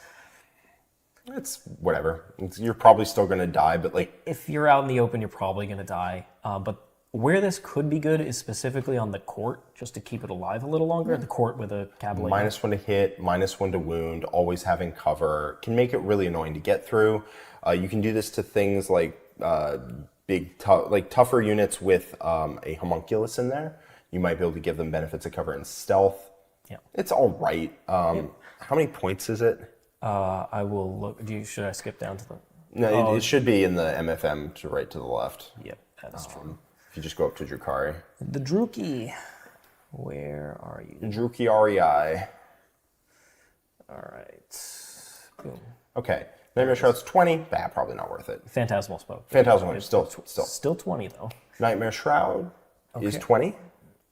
So the Nightmare Shroud is each time the bear's unit disembarks from a transport until the end of the turn, enemy units can't use Overwatch, which with some very fragile bodies trying to charge, that is good. And you can put this on an Archon and have it in a Incubi unit, right? Yep, Incubi unit or a unit of like the Court or something like that, just to make sure it gets in against stuff that is very hard to get in on. Like a unit of Crisis Suits will just Overwatch Drukhari into oblivion. Yeah, or but a unit of Redeemer. Yeah, exactly. But like an Archon plus 10 Incubi will get in, kill, and then hop back in a boat, which we'll talk about. Sadistic Fulcrum is each time you expend a pain token to empower the bearer's unit. In the shooting phase, you can select one friendly Drukhari transport within 3, and until the end of the phase, the transport's also empowered, so it's a more efficient way to use pain tokens. Sure, I think it's 10, whatever. Yep, pretty cheap. Let's see, Sadistic Fulcrum's 15. 15, Spiteful Raider is 10. And each time the bearer unit destroys an enemy unit in the fight phase, if the enemy unit was in range of an objective marker when your unit was selected to fight, you gain an additional pain token, which is not bad. You're not going to get really multiple activations out of this, but if you have 10 remaining points, you can take it, and all of a sudden you just get an extra pain token. Yeah. Which, as we saw in the game, Drukhari can use them in a lot more ways. Yep. The enhancements aren't the best. It's not the best part of the... Stratagems, though, are very good. Stratagems are very good. Do you want to read some of them? Absolutely. So you have Vicious Blades, which in the fight phase, just after you pick your targets, your transport, it fights, and then you roll a die for every dude in the transport, and +1 to the result for any racks. On a 5-up, they take a mortal wound up to 6. So it's not Hammer of Wrath, but you do get to tank shock, then fight with the transport, then smack you with a bunch of mortals from the guys inside, and it's super cool. It's just 1 CP. If you charge with like a raider into something, you're going to probably do 3 to 4 mortals. If you have racks in there, you're probably going to do 5. And that's just pretty good. It's just a pretty good strat. It does mortals when you need it. Pounce on the Prey is your movement phase just after a Drukhari infantry unit from your army disembarks from a transport that made a normal move this phase, and you select that infantry unit. Until the end of the turn, your unit is eligible to declare a charge. That is so good. Critical. You move the transport 14, I believe they move. You move them 14, you get out 3, you charge. It just enhances the ability of the army to go places, deliver these combat threats, that then get out of the transport, get lance, get +1 AP, get rerolls to hit, maybe even rerolls to wound, and just blaze through something in combat, which I think is super cool. That is a great stratagem. It's a great stratagem. It's not the best one. That would be Wraith-like Retreat. Wraith-like Retreat is into the fight phase. You pick an infantry unit from your army that fought. It can make a normal or fallback move, but otherwise, unless it switches, it has to end that move within 3 inches horizontally of a transport, and it has to embark in that transport. So basically, they get to move and then immediately get into a transport, right? That is super good. So they get to, a lot of their units move 7 or 8 or something like that. So, Incubi get in, punch, and then if they kill their target, they don't take any return attacks. And then the end of the fight phase, they move 7 back, get in a transport that was 10 away from them. Yep. That is pretty good. That transport might be behind a wall. Might be behind a wall. Might be behind an obscuring ruin. And that is very strong. I like how there's some counterplay to this, right? It is end of the fight phase. It's not immediate. We're not talking the stupid Tyranid one from 9th edition where you go in, fight, and immediately leave before they can do anything about it. You go in, you fight, but you have to kill what you fight. And, they have to not be able to kill you back. So, like, if your opponent can heroic a second unit into you, you're not stuck, but you will get attacked by that second unit, and you might not survive to tell the tale. Witches also get to do some really cool things, like making a normal move in any direction, no matter where they want to go.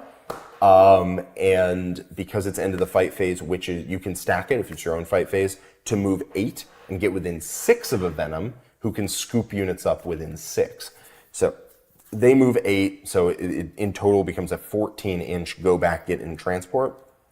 Lilith and her unit hit really, really, really hard, and they can go 14 inches back and get in a transport. So I think that's super cool. It gives them a lot of things they can do. Then we have Skyborn Annihilation. It's used in your shooting phase. You pick a Drukhari unit that disembarked from a transport and has not been selected to shoot.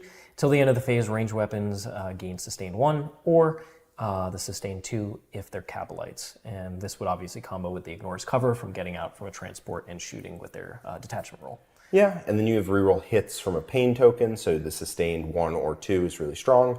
I think the Cabalite warrior unit that has the Archon and the Court gets out of a transport, gets ignores cover, gets rerolls to hit and rerolls to wound and sustained hits too, all of a sudden is doing very real damage. It's a solid unit. It's a solid unit. That thing was a big problem for me.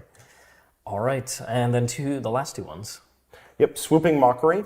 Your opponent's movement phase, after they had a normal advance or fallback move within 9 inches of a transport, the transport moves up to 6. So once the dudes get out of the transport, they are just there and you can hit them. But when they're in the transport, they're significantly harder to access. And it's a lot harder to like shoot the transport, charge the contents, because you have to get within 9 of the transport and the transport moves. So this is going to be really annoying to play against, to be honest with you. It's very good. They can run up, tag an objective. If you want to take the objective back, they just leave and then come back in on their turn without getting hit. It's a very strong strat, but because it's tied specifically to transports, you can do things like shoot their transports to death, which you already want to do. Or once they've already gotten their guys out, the transports can, like if the transport gets the guys out, then the transport can move and do whatever, right? I don't care. I'm going to kill the dudes. So there is some counterplay to it, but it's very strong. I think it's a very cool strat. Yep, and if you want to try and kill one of those Drukhari transports, they could spend 1 CP in the shooting phase to give one of the Drukhari vehicles a 4-up invuln. So this can work on a Tantalus. Also very good. But if you catch them in combat, which is not the easiest to do, then they don't get it. Yep, it's only shooting. And it's not Phantasm, because you have to actually end a move within 9, and you can just shoot the transports to death, which they are very vulnerable to. So I think this is very well designed. Are we at the end of this? Yes. Okay. So it's just a detachment rule, enhancements, stratagems. Yeah. This detachment is where you're looking for this detachment is in the Drukhari index. Yep. They just added it to it. Yep, it's directly in there. It's on page 6 or 7. Yep. And what I like about this is this lets you exercise player skill. There are tricks all over the place. A better Drukhari player is going to get a lot more value out of this detachment than the average Drukhari player. So it's going to be really exciting to see what Skari can do with this. Yep. Yeah, Quentin's already been putting it on the table. Skari's going to do great work. Yep. I have no doubt. I think this is a very, very well-designed detachment. I think it's just super cool. There's counterplay to a lot of the powerful things that you can get up to. So it's not like non-interactive. It's a lot of very powerful effects that still have counterplay and interaction. And I think it's very well designed. And it also takes Drukhari from 0, like nothing garbage army that, Skari could do well with, but no one else was clued in. It takes them from terrible to quite good and also able to exercise player skill. Again, want to just give a round of applause. I think whoever designed this did a fantastic job. Yeah, they really, really did. So great job for Drukhari, and Drukhari fans should be super excited about the game right now. Yeah, absolutely. Okay, rules commentary. So this is their document where they go through kind of explaining the nuances of different rules and also clarifying how things work. So I don't want to go through all of them here, obviously, and a lot of them are the same from last time. So one of the things with adding models back was if you were in reserve, it was unclear whether you technically could or not, because a lot of rules, some rules mention coherency, being within coherency of those models when you return it. But this clarification says that if you don't need to be in coherency if you're in reserves. Yep. So like Grey Knight Terminators can now heal. Yep. Things like that. Cool. The first round, no, that's not really relevant. Battle Shock, a lot of these are like small clarifications. Is there any that you want to really touch on here? I think the biggest one is the modifiers. So let me see this. So the charge bonus is just fights first. So anything else that triggers when you make a charge move is not part of the charge bonus. So where that comes up is Heroic Intervention. Blood Angels still get their +2 strength, +1 attack, +2 strength. For having made a charge. Yep, and you get access to Lance. So because the charge bonus is just fights first, Heroic Intervention still triggers all of your charge effects, things like that. So that's pretty interesting.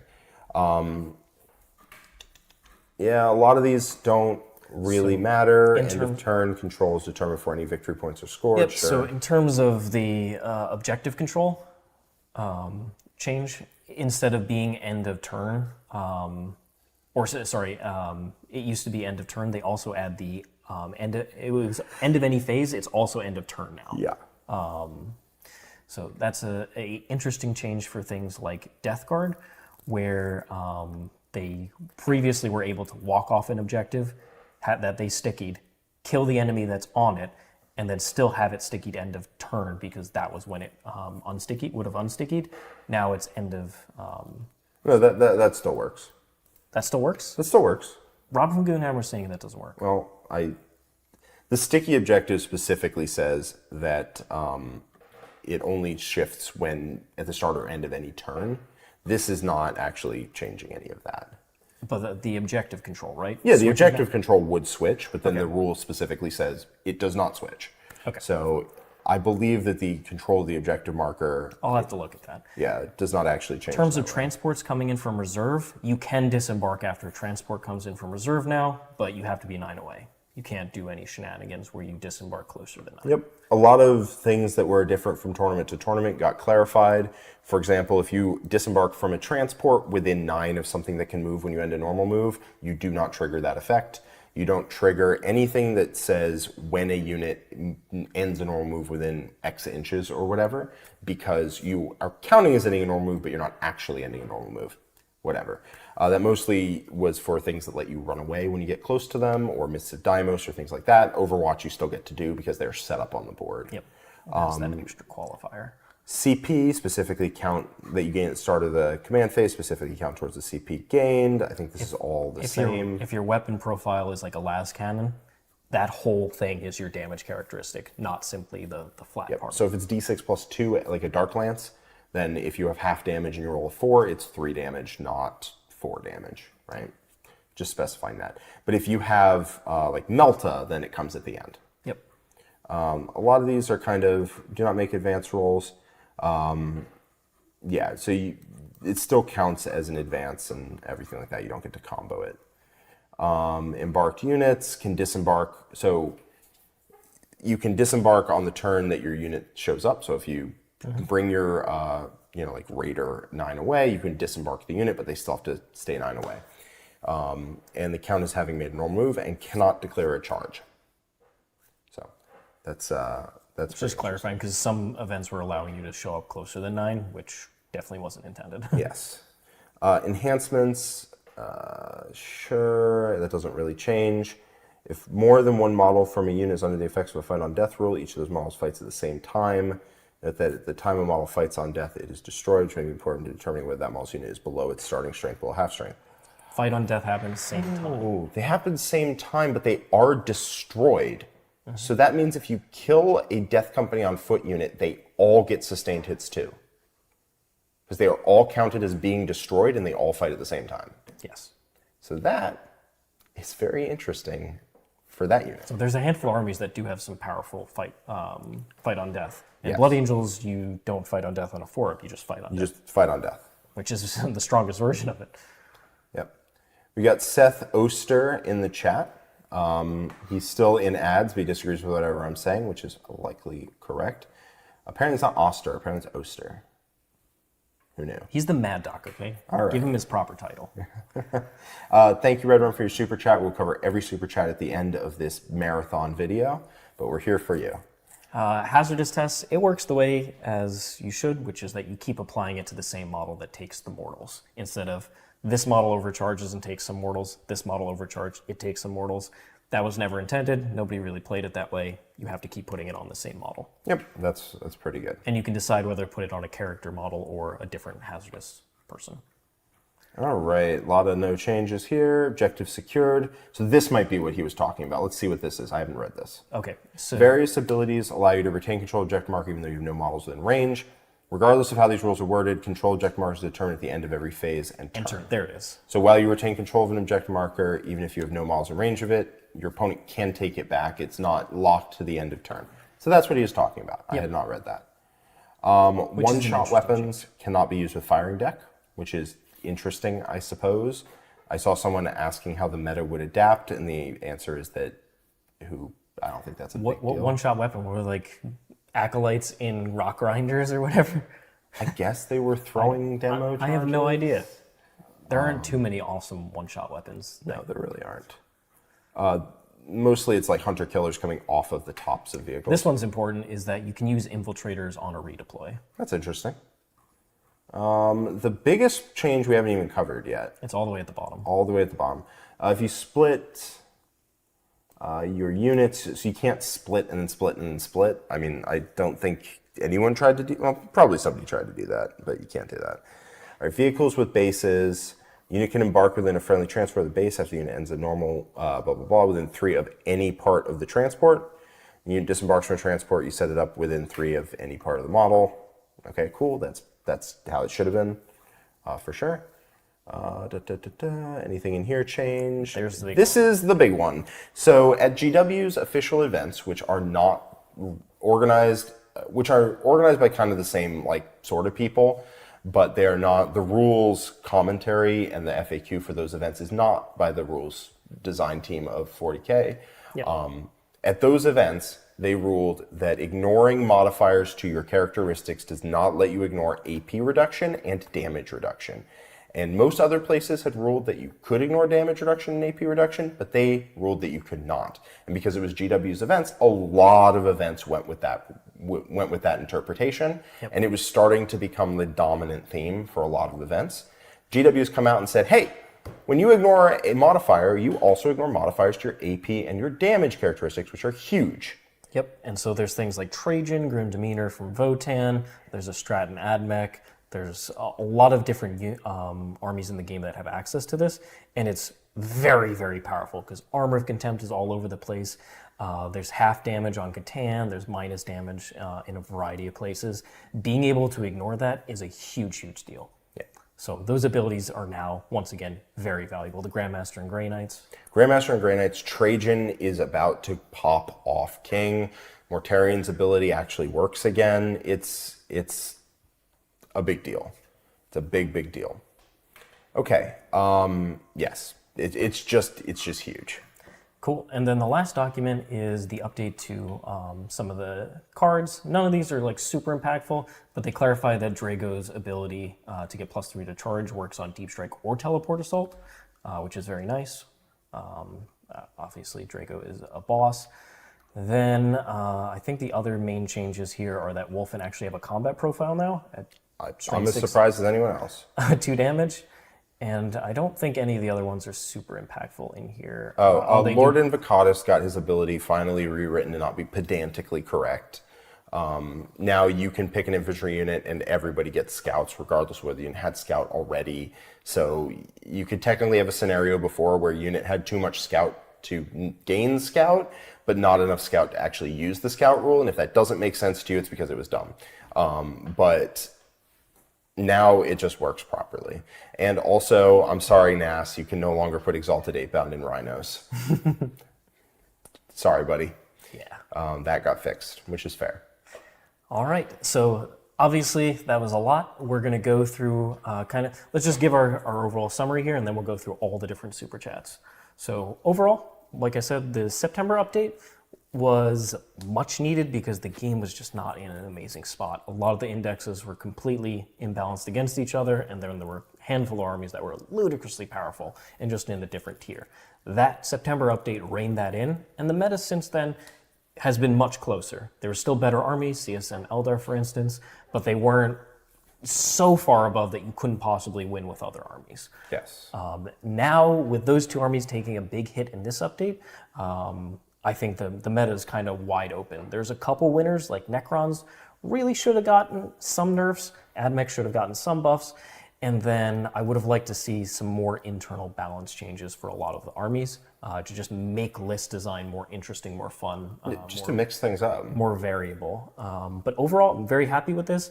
Like I said, I think a lot of armies are going to feel Like their army didn't change a lot themselves, but then the meta around is going to change in a lot of ways because every army is going to kind of figure out what is changing from these other armies. What can you do when Eldar isn't suppressing X, Y, and Z faction? Now they get to do this thing that otherwise couldn't exist. CSM and Eldar were stopping a lot of stuff from existing simply because they had broken things. A lot of things are going to be more viable now. You don't have to think about what if 10 Wraithguard are standing in front of me, phantasming every turn. Yeah, hopefully Night Spinners will be taken somewhat less often, although I have my doubts to that. So, Night Spinners were hyper oppressive. Hopefully they are less oppressive. Things like that. Yeah, CSM, just having Chosen and Forge Fiends rip you apart was definitely a problem. And those armies coming down, and a lot of armies coming down, gives other armies the ability to... I think the excitement from list design isn't so much most of your list changing, although Chaos Demons, Drukhari will change. It's the fact that the meta is going to be so different. There's going to be more options because you can do more different things. Yes. I don't think the armies at the top are going to be so oppressive that you can't do a lot of the things you want to do. What's the army you're most excited to work on? Tau. Tau? Tau. Tau. Yeah, I think they got some really cool stuff that they can work with. Tau and Grey Knights. Grey Knights being able to... I love Terminators. I love Terminators. But I wanted some amount of damage, and unfortunately the base infantry weapons didn't get an update. I would have liked to see that. But the Dread Knights being back means I just have more excitement list design there, because Grey Knights were kind of figured out. There'd be small changes here and there, but now it's a bit more open. Same thing for Tau. Yes. I personally am hyper excited to play Custodes. I'm super excited to put them on the table. And if you're in our Discord, you're going to hear about my findings, my results with them. I'm looking forward to seeing the Golden Boys on the table again. I think they're super good. So we are going to go through all these super chats now. Thank you so much, everybody who donated. Really appreciate your support. We're going to answer all your questions. We just, everybody who's been joining us, really appreciate it. Hope you enjoyed the insights. This is us just off the cuff, thinking about how this is going to impact the meta, what we think is good. This is going to change over the next couple months as we get a lot of games with them. So, don't take it hard and fast that if we're down on a particular faction that they're not going to be good. If you want to get our live, not live, but moment-to-moment thoughts on an army, you definitely want to check out our Discord. You definitely want to check out the State of the Factions. 4 of those got posted up today. More of them to come. If you want to see any of that, if you want to get the best up-to-date information about how to play your army, you want to check out the warroom.vhx.tv, which is down in the description down below. And if it's your first time checking us out, A, thank you for being here. We really appreciate having you here, and we couldn't do it without you. But B, there is a code down in the description that you can plug in for 50% off of your first month, and there's also a promotion for a 3-day free trial if you want to give that a shot. So never a better time to hop in than right now. And let's cover some of these super chats. Okay, and that code is new 40k balance. New 40k balance. So, starting off with Redrum here with a €2 super chat. Thank you so much, Redrum. Celebrating Custodes today with Jack, heart symbol, the Custodes. Again, I posted the list that I haven't played it yet, but I posted the list that I'm thinking of in the Custodes Discord, and I'm very excited about it. Then we got Zlack Onion, $10 super chat. Thank you so much, Zlack Onion. No changes at all to AdMech. They have been one of the worst armies in the game since I won LVO 3 years ago. They would be better off if they didn't get a Codex, as they'd at least get balanced. No, they wouldn't be better off. The Codex actually has a couple good detachments, like the Skitarii Hunter cohort is a good detachment. The Datasom Conclave is a good detachment. The problem that they have is a problem that a bunch of armies have, and we've talked about it extensively, is that some data sheets just are bad. They just are bad, and they can keep getting cheaper, but they still don't do a thing that is very valuable. And they just need to go back into them, and they've shown the willingness here. They've gone back into data sheets, they've changed them, they clarified things. But the Grey Knights thing gives me hope for AdMech, that they will go back and change some of these data sheets.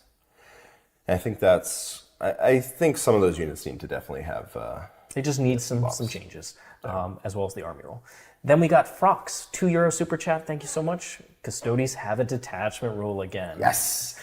They really do. Devastating Wounds was by far the biggest way to apply mortal wounds in the game, and then when it became not mortal wounds, there really wasn't much point to that detachment rule. Occasionally your opponent would grenade you or tank shock you, and I'd be like, I have something for this. But otherwise, Devastating Wounds would just carve right through you, and the ability to resist Devastating Wounds is such a big difference for Custodes again.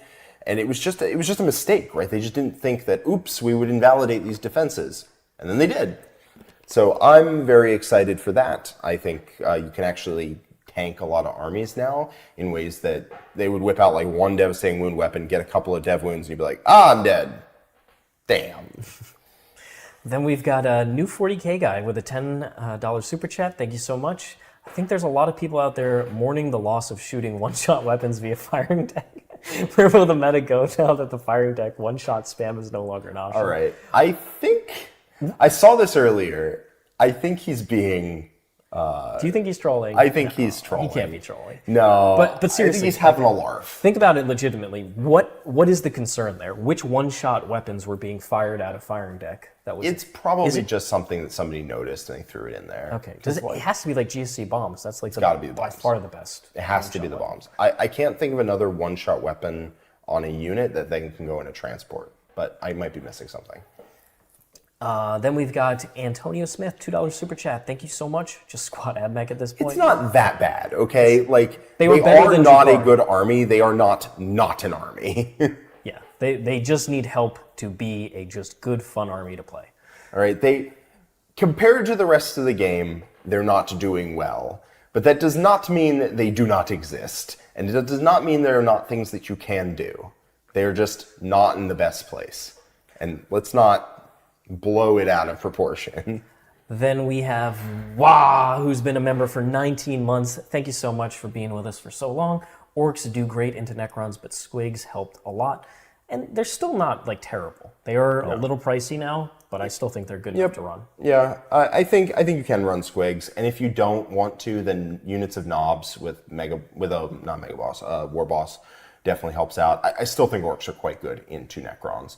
Like, Knobs are real scary for Necrons on the Watcher, and you just go in and you're like, have all the damage, and they're like, But they also have the high NFOC with just 10 boys contest the objective away, no problem. Yep. A lot of like AP1 high strength attacks is also what you want to be seeing as the opponent into Necrons. Then we have Ryan with a £5 super chat. Thank you so much. He posted this up and then immediately said, "Oh, you guys just said this. I had just sent it pending." Basically. Yeah, so they're definitely waiting. I just would have liked like a note in here somewhere that just said, acknowledge that, hey, we're just waiting for a little bit more data, but within like a month or so, we will relook at both those factions and do a change and not wait 3-4 months. Yeah. Because I think that's way too long, personally. Noam Chomsky, member for 13 months, says sad about no AdMech changes, but excited to run a heavy Dread Knight, Grey Knight army. So is Seeks. Me too. And I just ran it. Yep. So check that game out against John's Ultramarines. We have 2 games in the War Room live today, and we have 4 State of the Factions ready to go. Including the Grey Knights one. So Including the Grey Knights perfect one. time. Then we have the membership Vindicare, who gifted 1 Art of War 40k membership. Thank you so much, Mr. Vindicare. We always appreciate your assassinations. That's right. You show up, you snipe someone out, and you leave. And that's efficiency. That's professionalism right there. Professionalism. It's right. never excessive. It's just very targeted. You're not the the membership chain cannon. That's John McCardell. John McCardell is the membership Reaper autocannon. Anyway. I want to see the membership Thunderpoil harpoon. It's just boom. They get gold for a year. All right. We got Will I Really Am, a €2 super chat. Hidden changes in data cards. Wolfen got hammers. They got baby hammers, right? 612 is not particularly impressive. Yeah, I think them and the Nemesis Demon Hammers need to come back. I just need to put that out there. Yeah. All right. Thanks so much for the super chat. Bill Gross, $5 super chat. Awesome and extremely informative stream. Could you talk a little bit about where World Eaters go after this update? No Angron, thanks. Thank you so much. Still take the big man. I think you still take the big man. He is very good. He won't come back as reliably, but there are things you can do about that. You can still take Favorite of Khorne. You can take maybe even Lord of Skulls, which went down quite significantly and gives you modifiers to the dice, which is huge. So you can't do that. I think you still take Angron. I think what you do is you take Angron and you take, weirdly enough, they did get nerfed, but I still think you take a lot of 8-bound, Exalted 8-bound. We have 4 good data sheets. One of them, 2 of them are just unit plus, a character, and the character got worse. You can take a 10-man plus Karn. I think that's decent. I think a 10-man plus Karn is decent. 300 points, I'm not against it. Yeah. I do think the Master of Executions got a lot worse, so I do lean more towards Karn, and then I think that 8-bound and Exalted 8-bound, you're just going to have less of them. And it's unfortunate, but again, we have 4 data sheets. Angron, Zerkers with characters, 8-bound and Exalted 8-bound, and you don't have a lot of levers to press there. Hey, don't forget the Humble Rhino. Sorry. Spawn are good, but they don't do a lot of work. I think they're good enough to put in lists though. Jackals. For sure. Jackals are solid. Jackals, 2 units of Spawn is great trash, great mission play.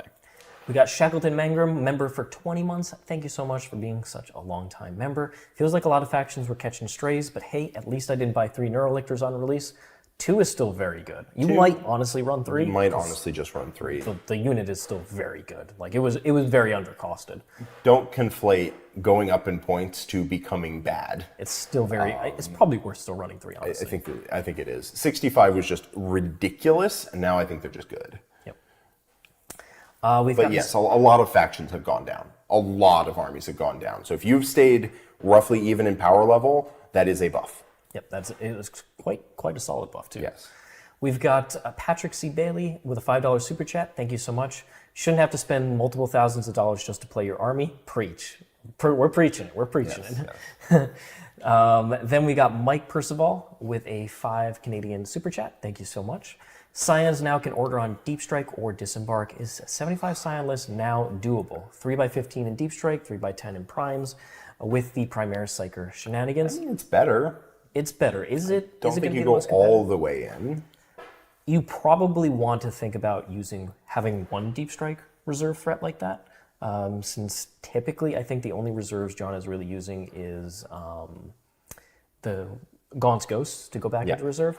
But outside of that, Scions would open up a different dimension to the army. Yep, for sure. But I don't know if you spam them. Primaris Psykers plus Scions is pretty funny because they reroll wounds against objectives. Primaris Psykers have a ridiculous amount of guns for no reason. And then, his Brain Blast is surprisingly good. You're like, what? Wait, what? Huh? Yeah, you look at the Grey Knight Librarian, and then you look at this guy. You get +1 to hit, and then you re-roll wounds against objectives with dev wounds. He slaps. So that unit plus him, it actually hits quite hard.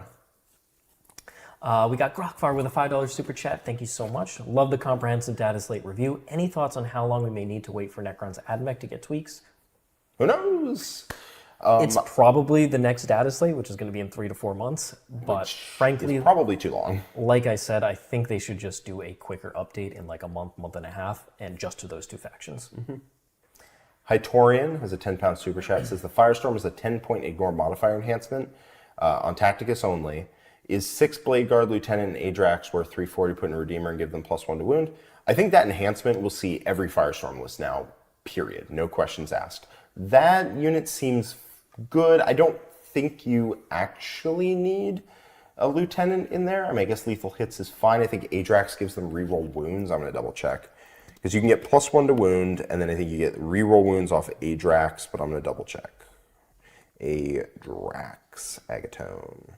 His ability is, yes, reroll wounds. That unit mulches Catan, right? Because you go in, you get +1 to wound, you get lethal hits, you reroll wounds, you ignore modifiers. It's pretty good. I mean, sorry, it doesn't mulch Catan as well because you're strength 5 because you're not Sons of Sanguinius. But yeah, I mean, I think that unit's pretty good. I think I think you're going to take something with ignore modifiers, and being able to have something that can remotely try to kill Catan is a good idea. I think you want to leave the Lieutenant at home though. I don't think you need him in there. Pricing it up. +1 to wound. Oh no, you do, because you need the 10-point ignore modifier enhancement. +1 to wound, full rerolls to wound, with full rerolls to hit and lethal. That's not bad. Yeah, and they don't even need full rerolls to hit because they reroll ones. Yeah, natively. I think that unit is pretty solid. 340 is a bit steep, but the characters definitely give it an additional extra punch, and I do like it. We've got Drew Skywalker. Thank you so much for being a member for 7 months. The Stormlance list you guys wrote last week went up by 100 points today. Any thoughts dropping the Calidus or an Eradicator squad? That's probably what it is. Yeah. That's probably what it is. All right, so we've got TNT TV. Thank you so much for the €5 super chat. Double Archon with 10 Incubi each, full rerolls plus Lance. Probably. Yeah. I think what you're going to look at, this is my preliminary thoughts on it without actually having played it myself, is you're looking at 3 Incubi squads and a Court. Court gets an Archon, 2 Incubi squads get an Archon, and Drazar gets a unit, and then you have Lilith plus a squad of Witches, and that is your good melee units. That's probably what I'm looking at. And those Incubi can be 5, they can be 10, you just have to figure out what you want to do. Now, Membership Vindicare, we praised your professionalism before, but you are now asking a question, which means speaking? You are not just a mute assassin sniping people under the will of the Emperor. You are actually a person. That's right. You're trying to seek attention for yourself under the auspice of the Emperor.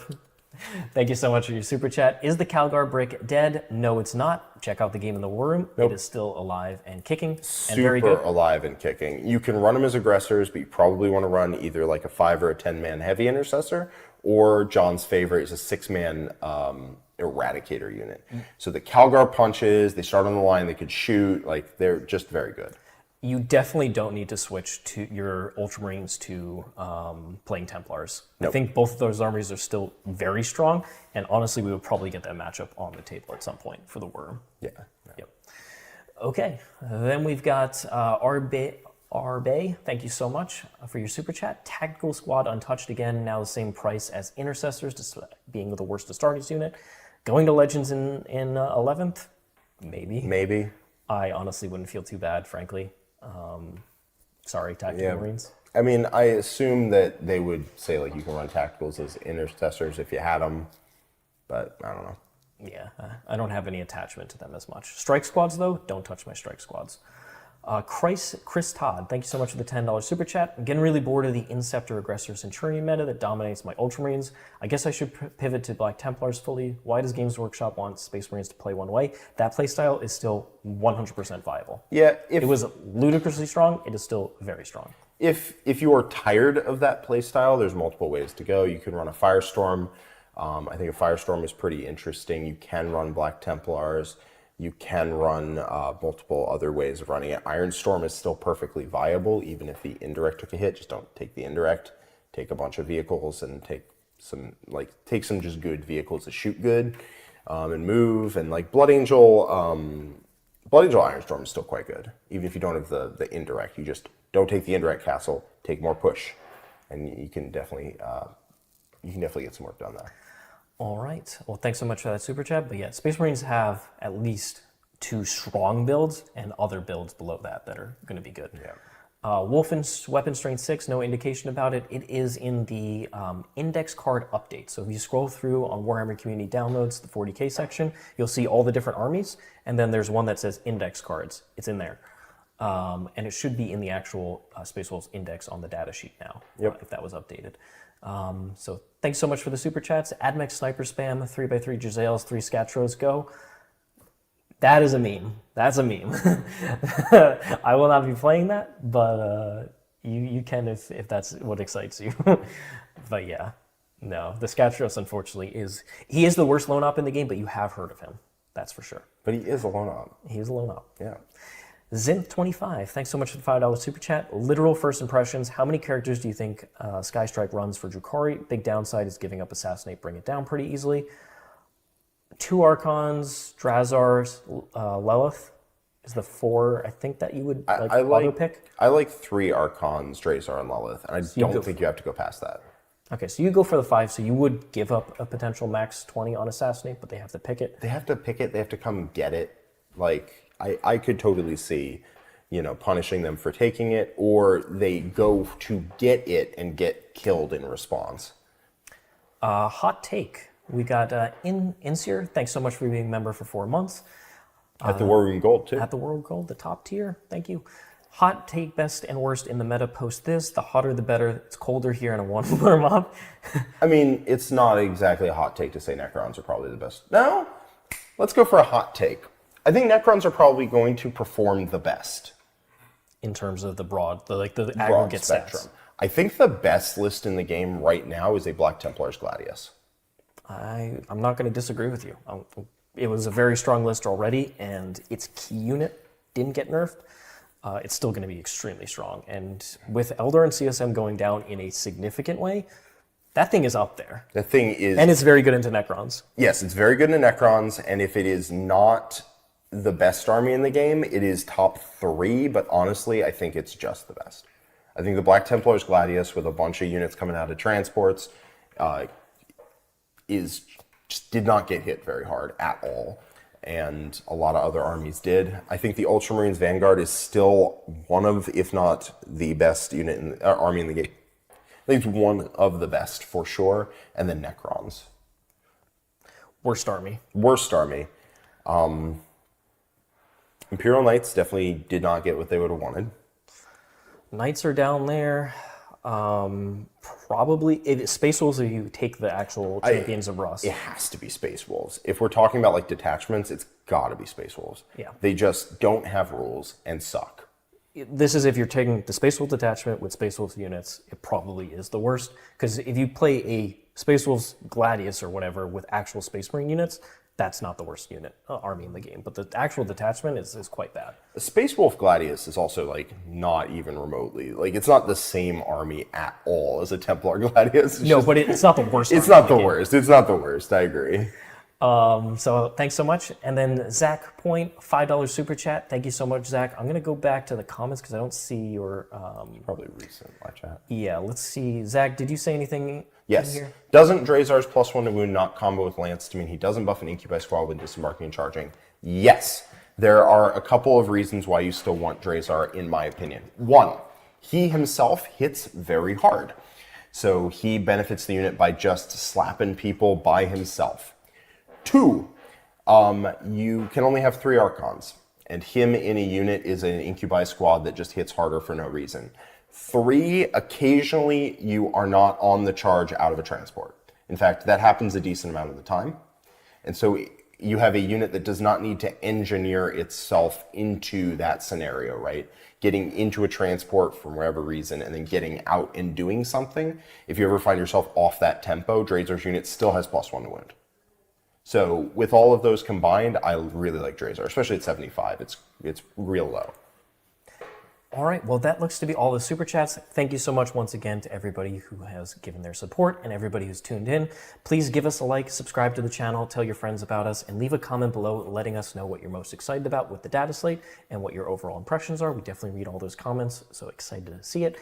In addition, if you want more of our thoughts on the balance update and see some of our thoughts in action in games, we have released 2 battle reports in the War Room today, Blood Angels versus the Sky Splinter Drukhari army, and Grey Knights versus the Ultramarines Vanguard. So those are right now available, in addition to 4 of the State of the Factions, kind of our quick thoughts on the army and what lists we're heading towards. We're going to have all those factions over the coming days, so please do check it out, thewarroom.vhx.tv. There's a free trial of it for 3 days, and in addition, right now there's 50% off your first month if you're a new member using the code new40kbalance. So highly recommend you checking it out. It's in the description below, and we really just appreciate everybody's support. Thank you so much for joining us, and go on, have a tasty lunch and digest all this awesome 40k content. Yeah, I need lunch. I haven't eaten it all today. No, we got to here start making content, baby. Nothing but content. We saw Dataslate up. We're doing streams. I'm like wondering where all these lights are. I'm like, who am I? Where are you? Where are you? What's going on? But I'm here for you guys. I'm very excited about the meta. I can't wait to be playing all my different armies because I think the meta is so close together now. Absolutely. Much closer than it started in 10th edition by a dramatic margin. I don't think they messed that up. I think every army that they hit went into the range they were looking to hit them into. Yep. So I think that's pretty interesting. We do have one last super chat before we head on out of here. We've got something on rice, Siaf on rice. Siaf on rice. I'm not sure. That's almost certainly not how that's pronounced. But T-Sun's done a bit dirty. Now I will struggle to take allies without taking battle line. Demonic. Going to go 3 Mutalisk Vortex Beast. Your thoughts? Couple things. Vortex Beasts are great. That's the number one. Second thing is I think pink horrors are pretty good for Thousand Suns generally. They're quite good at holding objectives and just being in the open, ready to take hits and hold things. So I think that's a good Like, I think that's a decent unit to do what T-Sons want to do. Yeah, I mean, I wish they'd had some internal balance adjustments. I wish they'd had some ability to, like, I wish something had happened, right? I wish they are not in the exact identical spot they were in going into the balance update. That one is a bit weird. I don't understand why they did that, but they did. It's just one that they did not address. I don't know. It's probably going to be under fan funding if it's anywhere. Yeah, John, I thought I got all of them, but I apologize if I missed yours. Let's go back real quick. We're looking for John A. There it is. I totally did miss it. It is there. So £2 super chat. Thank you so much. How are Tau doing now, playing against world leaders on Saturday? I think Tau are swimming very nicely.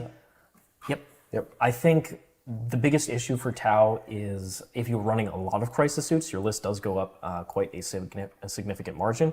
But in my opinion, ultimately, I think Tau are going to be in a very good spot, and there's more diversity. I think you can run Riptides, you can run Broadsides. You don't have to feel like you have to run multiple units of crisis suits. And I think with solo commanders being much more palatable, Tau just have more damage activations across the faction. Instead of, I have this crisis unit and maybe one other thing, you can actually play a more MSU damage style, which synergizes better with their rules, which punishes split fire. So I'm very excited about Tau. I'm playing them against Quentin's Drukhari on Wednesday, 1 p.m. Eastern Time on YouTube. Go ahead and click to get notified when we go live. Did we cover these? I think those didn't appear. Yeah, so a couple of super chats didn't appear, so sorry, we teased everybody. We've got Andres Teixeira. Space Marine's got the generic units nerfed. We get no good data sheets and points decreases to units that suck. GW nerfed a strong list and broke the whole thing for an entire faction. Any hope for Codex Marines? I think Marines are still quite good. I think a lot of armies got decreases. That's something people need to keep in mind. So I think that's just something to keep in the back of your brain, is that a lot of armies came down, so coming down is not unique. Space Marines were very, very good before, so they did get a lot of their stronger units nerfed, and a lot of the units that got buffed, I don't think are going to see play even at their buffed points cost, but I still think Marines are quite solid. Yeah, me too. Showro with a $2 super chat says, what does playing Harlequins look like now? Waiting for a codex. I know I've seen the WTC players excited about running like the max Harlequin brick with some of the characters. So we will see. Harlequins really aren't a full army. They are kind of just an add-on to all the amazing things Aeldari does. But if you like Harlequins, at least you have a good detachment to work with. So it should be interesting. Maybe we will see more experimentation with things like the Harlequin troops. But I haven't really seen any lists do them like super well, besides one big brick. Red Rum, did we get that one? No, we did not. Red Rum says, thanks for the video, guys. Top content. Happy for my Custodes, but sad for my world leaders. Started the army just 2 months ago, but there is a good list out there. I think that's a good way of putting it. I am also very excited for my Custodes, and I'm also sad for my world leaders. I have the army that I won last year for winning the ITC from GW of world leaders sitting in boxes in my closet. At some point, I'll have to figure out what I want to do there. But I do have 24 8-bound, so You got enough. Yep. So we're gonna see how that works. We've got Noah Camaro and Warhawk also joining us in the war room. Thank you so much to both of you. Welcome, and make sure that you sync your Discord account with your YouTube account so you can access our Discord community. And I think that is actually it. No teasing. Okay. Yes. So thanks so much. Thanks for joining me, Mr. Jack. Thank you. I know both of us are exhausted, but I have not eaten today at all. Everybody, I really need to. Everybody have a fantastic balance update. There's going to be this meta is going to be wild because it's going to be very open. So every matchup needs to be rethought about. A lot of things are going to become viable simply because other things don't exist anymore, like the stuff that existed in CSM and Aeldari. So just go back at your faction and look at it with a completely open mindset. Yep. All right. Thank you so much, everybody. We'll see you all next time. So long for now. Bye-bye.